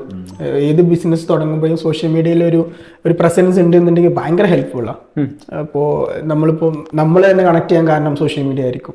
അല്ല, ബിസിനസ്സിന് ഇപ്പോഴും നമ്മുടെ ബിസിനസ്സിനെ ഷോക്കേസ് ചെയ്യാൻ സോഷ്യൽ മീഡിയ എപ്പോഴും ഓപ്പൺ ആണ്. പക്ഷെ പണ്ടത്തെ അത്രത്തോളം ചിലപ്പോൾ പെട്ടെന്നൊരു ഇപ്പോൾ കഫേ തുടങ്ങിയ സമയത്ത് ഇംഗ്ലീഷ് കഫേ തുടങ്ങിയ സമയത്ത് ഇംഗ്ലീഷ് കഫേക്ക് പെട്ടെന്ന് സ്വീകാര്യത കിട്ടാൻ കാരണം അന്ന് അത് ആൾക്കാരെല്ലാവരും യൂസ് ചെയ്തുകൊണ്ടിരിക്കുന്ന മൊമെന്റാണ്. കൊറോണയാണ്, ആൾക്കാർ വെറുതെ ഇരിക്കുന്ന മൊമെന്റാണ്. അപ്പോൾ നമ്മൾ എത്ര പമ്പ് ചെയ്താലും അതെല്ലാവരിലേക്കും പെട്ടെന്ന് എത്തുന്നുണ്ടായിരുന്നു. ഇന്ന് പല ആൾക്കാരും ബിസിയാണ്. ഇന്ന് എന്തുകൊണ്ട് യൂട്യൂബിന് ഇപ്പം ലോങ് വീഡിയോസിന് പകരം ഷോർട്ട് വീഡിയോസ് ഇതാക്കാൻ തുടങ്ങിയിട്ടില്ലേ? അപ്പൊ നമ്മൾ ഷോർട്ടിൽ നമ്മൾ കൊടുക്കണം. ഇംഗ്ലീഷ് കഫേ അത് വലിയ വീഡിയോസ് ചെയ്തിട്ടുണ്ടായിരുന്നു, പിന്നെയാണ് ചെറിയ വീഡിയോ. ആളുകൾക്ക് സമയമല്ലല്ലോ, അപ്പൊ ചെറിയ വീഡിയോസ്. അപ്പൊ നമ്മുടെ പ്രൊഡക്റ്റ് എങ്ങനെ ഷോക്കേസ് ചെയ്യാൻ പറ്റുന്നുള്ളടത്താണ് നമ്മൾ വിജയിക്കുക. അത് ഇന്ന ഫൺ വേലായിരിക്കും ചിലപ്പോൾ, അല്ലെങ്കിൽ ചിലപ്പോൾ ഭയങ്കര സീരിയസ് ആയിട്ട് പറയേണ്ട കാര്യങ്ങൾ ഉണ്ടായിരിക്കും. ഇപ്പോൾ ഞങ്ങളുടെ കേസിലൊക്കെ ഞങ്ങളെല്ലാം കൊടുക്കുന്നുണ്ട്. ഫണ്ടിനാണ് കൂടുതൽ ആൾക്കാർ കണ്ടിരിക്കുന്നത്. ഞാനും ഇപ്പൊ തമാശയുള്ള കാര്യങ്ങളെല്ലാം കണ്ടിരിക്കുള്ളൂ, സീരിയസ് ആയിട്ടുള്ള കാര്യങ്ങൾ കണ്ടിരിക്കില്ലല്ലോ, അല്ലെങ്കിൽ ഇൻഫോർമേറ്റീവ് ആയിരിക്കും. ഈ വൈറാലിറ്റിക്ക് നമുക്ക് ഒരു വീഡിയോ വൈറലായി കിട്ടാൻ എന്തെങ്കിലും ഒരു റെസിപ്പി ഉണ്ടാവും? ഞങ്ങൾക്കൊന്നും വൈറലായിട്ടൊന്നുമില്ല, അങ്ങനെ റെസിപ്പീസ് ഒന്നുമില്ല. നമ്മൾ കൺസിസ്റ്റന്റ് ആയിട്ട് വർക്ക് ലൈക്ക് അപ്ലോഡിങ്സ് നടത്തുക. ഞാൻ എപ്പോഴും പറയണേ എൻ്റെ സ്റ്റാഫിനോട്, മരിച്ചാലും ഇന്ന സമയത്ത് വീഡിയോ പോകണം. വീഡിയോ അപ്ലോഡ് ചെയ്യുന്ന പയ്യുണ്ട്, അപ്പോൾ അവൻ ചിലപ്പോൾ കാശ്മീർക്ക് ട്രിപ്പ് പോകും, അല്ലെങ്കിൽ ഇവിടേക്ക് കല്യാണത്തിന് പോകുന്നതൊക്കെ അപ്പോൾ പറയും എനിക്ക് പറ്റില്ല എന്നുണ്ടെങ്കിൽ ഇന്നെ ഏൽപ്പിച്ച് പോവുക. പക്ഷെ 6 മണിക്കോ അല്ലെങ്കിൽ 7 മണിൻ്റെ ഉള്ളിൽ വീഡിയോ പോയിരിക്കണം, അത് നിർബന്ധമാണ്. ലൈവ് ആയിരിക്കണം എപ്പോഴും. അങ്ങനെ 6 മണിക്ക് ഞങ്ങൾ വീഡിയോസ് കാത്തിരിക്കുന്ന ഒരാൾക്കാരുണ്ട്. ആ ഓഡിയൻസിലേക്ക് നമ്മൾ വിഷമിപ്പിക്കാൻ പാടില്ല. ഓരോ നമ്മൾ വീഡിയോക്ക് ഒരു ടൈം നിങ്ങൾ ഫോളോ ചെയ്യുന്നു. നമ്മൾ ടൈം ഫോളോ ചെയ്യും. നമ്മൾ സ്ഥിരമായിട്ട് 6 മണി to 7 മണിൻ്റെ ഉള്ളിൽ എന്നും നമ്മൾ വീഡിയോസ് അപ്ലോഡ് ചെയ്യാറുണ്ട്. ഒരു 98% നമ്മളത് സൂക്ഷിക്കാറുണ്ട്, അവർ കീപ്പ് ചെയ്യാൻ നോക്കാറുണ്ട് നമ്മളെ പരിപാടി. അപ്പോൾ അതുകൊണ്ട് ഓഡിയൻസിന് നമുക്ക് ഇപ്പോൾ സീരിയലൊക്കെ നമ്മൾ ഉമ്മമാരൊക്കെ കാണുന്നില്ലേ, അവർക്ക് ആ സമയം 1000 ആകുമ്പോൾ കണ്ടിട്ടില്ലെങ്കിൽ ഒരു ഇതുണ്ടാവില്ലേ, അങ്ങനെ നമ്മളൊരു ഓഡിയൻസിന് ഉണ്ടാക്കി എടുക്കണം നമ്മൾ. അങ്ങനെ അത് സീരിയലാണെങ്കിൽ ഇത് നമ്മളെ പ്ലാറ്റ്ഫോം നമ്മൾ അങ്ങനെ യൂസ് ആക്കണം. നമ്മൾ ഓഡിയൻസിന് നമ്മൾ നല്ല കാര്യം കൊടുത്തന്നെ അവർ നമ്മളെ കൂടെ ഉണ്ടാവും എപ്പോഴും. ഇംഗ്ലീഷ് കഫേ എന്ന് പറഞ്ഞിട്ടുള്ള പേര് അതൊരു ബുദ്ധിമുട്ടാവുന്നുള്ളത് അതൊരു നെഗറ്റീവ് അല്ലേ? അതുകൊണ്ടാണ് പിന്നെ നിങ്ങൾ കെൻസി എന്ന് പറഞ്ഞിട്ട് കെൻമി എന്ന് പറഞ്ഞ ബ്രാൻഡ്, കെൻമി എന്ന് പറയുന്ന ബ്രാൻഡ് നമ്മൾ തുടങ്ങുന്നത്. കെൻമി ആക്ച്വലി ഒരു ഇംഗ്ലീഷ് വേർഡ് തന്നെയാണ്. കെൻ എന്ന് പറഞ്ഞാൽ എഡ്യൂക്കേറ്റ് ചെയ്യാൻ അർത്ഥം. എഡ്യൂക്കേറ്റ് മീ എന്ന് അർത്ഥം തന്നെ. ആൾക്കാർക്ക് വിചാരിക്കും കെൻമി എന്ന് പറഞ്ഞു കഴിഞ്ഞാൽ വേറെ ഏതോ വേർഡോ ലാറ്റിൻ വേർഡോ അങ്ങനെ വിചാരിക്കും. കെൻമി ഇംഗ്ലീഷ് വേർഡ് തന്നെ, കെൻമി എന്നാണ് യൂസ് ചെയ്യുന്നത്. നമ്മൾ ഈ വീഡിയോ ഒരുപാട് ആൾക്കാർ ഈ വീഡിയോ കാണുന്നത് എന്തിനാന്ന് വെച്ചാൽ കുറെ ഇൻഫർമേഷൻ നമ്മൾ ഷെയർ ചെയ്യാനുള്ള ഉദ്ദേശത്തോടെയാണ് പോഡ്കാസ്റ്റ് സ്റ്റാർട്ട് ചെയ്തത്. അതായത് അതിൽ മെയിൻ ആയിട്ടും ഫിനാൻസ്, അതുപോലെ ബ്രാൻഡ് ബിൽഡിംഗ്, മാർക്കറ്റിംഗ്, ഈ സൈഡിലുള്ള കാര്യങ്ങളൊക്കെയാണ് ആൾക്കാർക്ക് കിട്ടുന്നത്. അപ്പോൾ അതിൽ വിൻ ചെയ്ത ആൾക്കാരെ, അതിൽ പ്രൂവ് ചെയ്ത ആൾക്കാരെ വെച്ചിട്ടാണ് നമ്മൾ പോഡ്കാസ്റ്റ് അധികം ചെയ്യാൻ ഉദ്ദേശിക്കുന്നത്. അപ്പം ഇപ്പോൾ ഒരു ഓൺലൈൻ ബിസിനസ് സ്റ്റാർട്ട് ചെയ്യണം എന്ന് ആഗ്രഹിക്കുന്ന ആൾക്കാർക്ക് എന്ത് അഡ്വൈസ് ആണ് കൊടുക്കാറ്? ഒന്ന്, അവർ ഓഡിയൻസ് ഏതാണെന്ന് ഐഡന്റിഫൈ ചെയ്യണം. ഇപ്പോൾ ഫോർ എക്സാമ്പിൾ ചില സാധനങ്ങൾക്ക് ഒരു പെർട്ടിക്കുലർ ടീം അല്ലെങ്കിൽ ഒരു ഏജ് കാറ്റഗറി മാത്രമായിരിക്കും ഓഡിയൻസ് ഉണ്ടായിരിക്കുക. എന്നാൽ നമ്മളെടുത്തുള്ള പ്രൊഡക്റ്റ് അത് എന്താ പറയുക, ചിലപ്പോൾ വൈഡ് ഓഡിയൻസിലേക്ക്. അപ്പോൾ നമ്മളൊരു ഇൻസ്റ്റാഗ്രാമിലോ അല്ലെങ്കിൽ യൂട്യൂബിലോ അല്ലെങ്കിൽ ഒരു വെബ്സൈറ്റിലൊക്കെ ഒരു പ്രൊഡക്റ്റ് ഇതാക്കുന്ന സമയത്ത് നമ്മളെ ഓഡിയൻസ് നമ്മൾ കറക്റ്റായിട്ട് അറിയണം. അത് മാർക്കറ്റ് ചെയ്യുമ്പോൾ അത് അവരിലേക്ക് മാത്രം ഫോക്കസ് ചെയ്ത് നമ്മൾ മാർക്കറ്റ് ചെയ്യണം. രണ്ടാമത്തെ കേസിൽ ഓഡിയൻസ് എന്താണ് ആവശ്യപ്പെടുന്നത്, അല്ലെങ്കിൽ ക്ലൈൻറ്റ് എന്താണ്, കസ്റ്റമർ എന്താണ് ഡിമാൻഡ് ചെയ്യുന്നത്, അത് കൊടുക്കാൻ നോക്കണം. ഇപ്പം നമ്മളെ കേസിൽ നമ്മൾ വീഡിയോസിൽ ഞങ്ങൾ പല കമൻസിലും കാണും, നിങ്ങൾ നാളെ ആ വീഡിയോ ചെയ്യുമോ, ആ വേർഡ് ചെയ്യുമോ, അതിനെക്കുറിച്ച് ക്ലാസ് എടുക്കുമോ, അല്ലെങ്കിൽ അതൊന്ന് ട്രെൻഡിങ് ചെയ്ത് തരുമോ, അങ്ങനെയൊക്കെ ചെയ്യാറുണ്ട്. അപ്പോൾ ഓഡിയൻസ് പറയുന്നത് നമ്മൾ വാല്യൂ കൊടുക്കണം. നമുക്ക് ഇഷ്ടമുള്ള മാത്രം ഇങ്ങനെ അപ്ലോഡ് ചെയ്ത് പോകാൻ, നമുക്ക് ഇഷ്ടമുള്ള പ്രൊഡക്റ്റ് മാത്രം കൊടുത്തുകൊണ്ട് പോകുകയാണെന്നുണ്ടെങ്കിൽ ഒരിക്കലും എത്തില്ല. ഇംഗ്ലീഷ് കഫേ തുടങ്ങിയ സമയത്ത് 2 പ്രൊഡക്റ്റുള്ളൂ. എൻട്രി ലെവൽ കോഴ്സും സെക്കൻഡറി ലെവൽ കോഴ്സും മാത്രമുള്ളതായിരുന്നു. ഇന്ന് 8 കോഴ്സസ് ഉണ്ട് ഇംഗ്ലീഷ് കഫേക്ക്. ഒരു കോഴ്സ് ഇതിപ്പോൾ അതിൻ്റെ റിസർച്ച് നടന്നുകൊണ്ടിരിക്കുക, 9 കോഴ്സ് ആകാൻ പോവുക. അപ്പം ഒരിക്കലും ഒരു പ്രൊഡക്റ്റിലോ അല്ലെങ്കിൽ ഒരു ഇതിലോ കസ്റ്റമർ എന്താണ് ഡിമാൻഡ് ചെയ്യുന്നത് അത് നമ്മൾ കൊടുത്തുകൊണ്ടിരിക്കുക. അത് ഓൺലൈൻ ബിസിനസ് എന്നല്ല, ഏത് ബിസിനസ് ആണെന്നുണ്ടെങ്കിലും പ്രോബ്ലം ഐഡന്റിഫൈ ചെയ്യുക, അതിന് വേണ്ട കസ്റ്റമർക്ക് വേണ്ട കറക്റ്റ് സൊല്യൂഷൻ കൊടുക്കുക. പിന്നെ സോഷ്യൽ മീഡിയ ആയതുകൊണ്ട് തന്നെ നമുക്കൊരു ബാക്കപ്പ് പ്ലാൻ എപ്പോഴും വേണം. ഇന്നല്ലെങ്കിൽ നാളെ ഇപ്പോൾ വാട്സാപ്പ് നാളെ ബാൻ ചെയ്യാം, പറയാൻ പറ്റത്തില്ല. അല്ലെങ്കിൽ ഇൻസ്റ്റാ നാളെ ബാൻ ചെയ്ത് പോവാം. അപ്പോൾ അതൊക്കെ ഉണ്ടാവുമ്പോൾ വേറെ എന്തിലൂടെ നമുക്കിത് ഇതേപോലെ തന്നെ കണ്ടിന്യൂ ചെയ്യാൻ പറ്റുമെന്നുള്ള അങ്ങനെ ഒരു ബാക്കപ്പ് പ്ലാൻ എപ്പോഴും, പ്ലാൻ ബി എപ്പോഴും നമ്മൾ സേഫ് ആയിട്ട് കയ്യിൽ കൊണ്ടെടുക്കുക. ബാക്കപ്പ് പ്ലാൻ ആയിട്ട് നമ്മൾ എപ്പോഴും കൊണ്ടെടുക്കുക. അത് ഓൺലൈനിലായതുകൊണ്ടാണ് ഞാൻ പറയുന്നത്. ഓൺലൈനിൽ എപ്പോഴും സ്റ്റക്ക്. ചിലപ്പോൾ ഒരു ദിവസം ഒരു 10 ദിവസം അടുപ്പിച്ച് ഇന്റർനെറ്റ് ബ്ലോക്ക് ചെയ്യാനുള്ള സിറ്റുവേഷൻ ഒക്കെ ഉണ്ട്. നമ്മളെ കൺട്രിയാണ്, പല കൺട്രീസിലും അങ്ങനെ സംഭവിക്കാറുണ്ട്. അപ്പോൾ ഓഫ് കോഴ്സ് നമുക്ക് അതിന് ബാക്കപ്പ് പ്ലാൻ ആയിട്ട് ബാൻ ചെയ്തു. ടിക്ടോക്ക് നല്ല പ്ലാറ്റ്ഫോം ആയിരുന്നു മാർക്കറ്റിങ്ങിന്, നല്ല പ്ലാറ്റ്ഫോം ആയിരുന്നു. ഇപ്പോൾ ദുബായിൽ നമ്മൾ ചെയ്യുന്നുണ്ട്, ടിക്ടോക്ക് വെച്ച് നമ്മൾ ചെയ്യുന്നുണ്ട്. പക്ഷേ ഇവിടെ നമുക്ക് ചെയ്യാൻ പറ്റത്തില്ല. അപ്പോൾ അങ്ങനെയൊക്കെ ഒരു ബാനോ അതൊക്കെ വരികയാണെന്നുണ്ടെങ്കിൽ അപ്പോൾ അതിനുള്ളൊരു പ്ലാൻ ബി നമ്മൾ എപ്പോഴും സേഫ് ആയിട്ട് കൊണ്ടെടുക്കുക.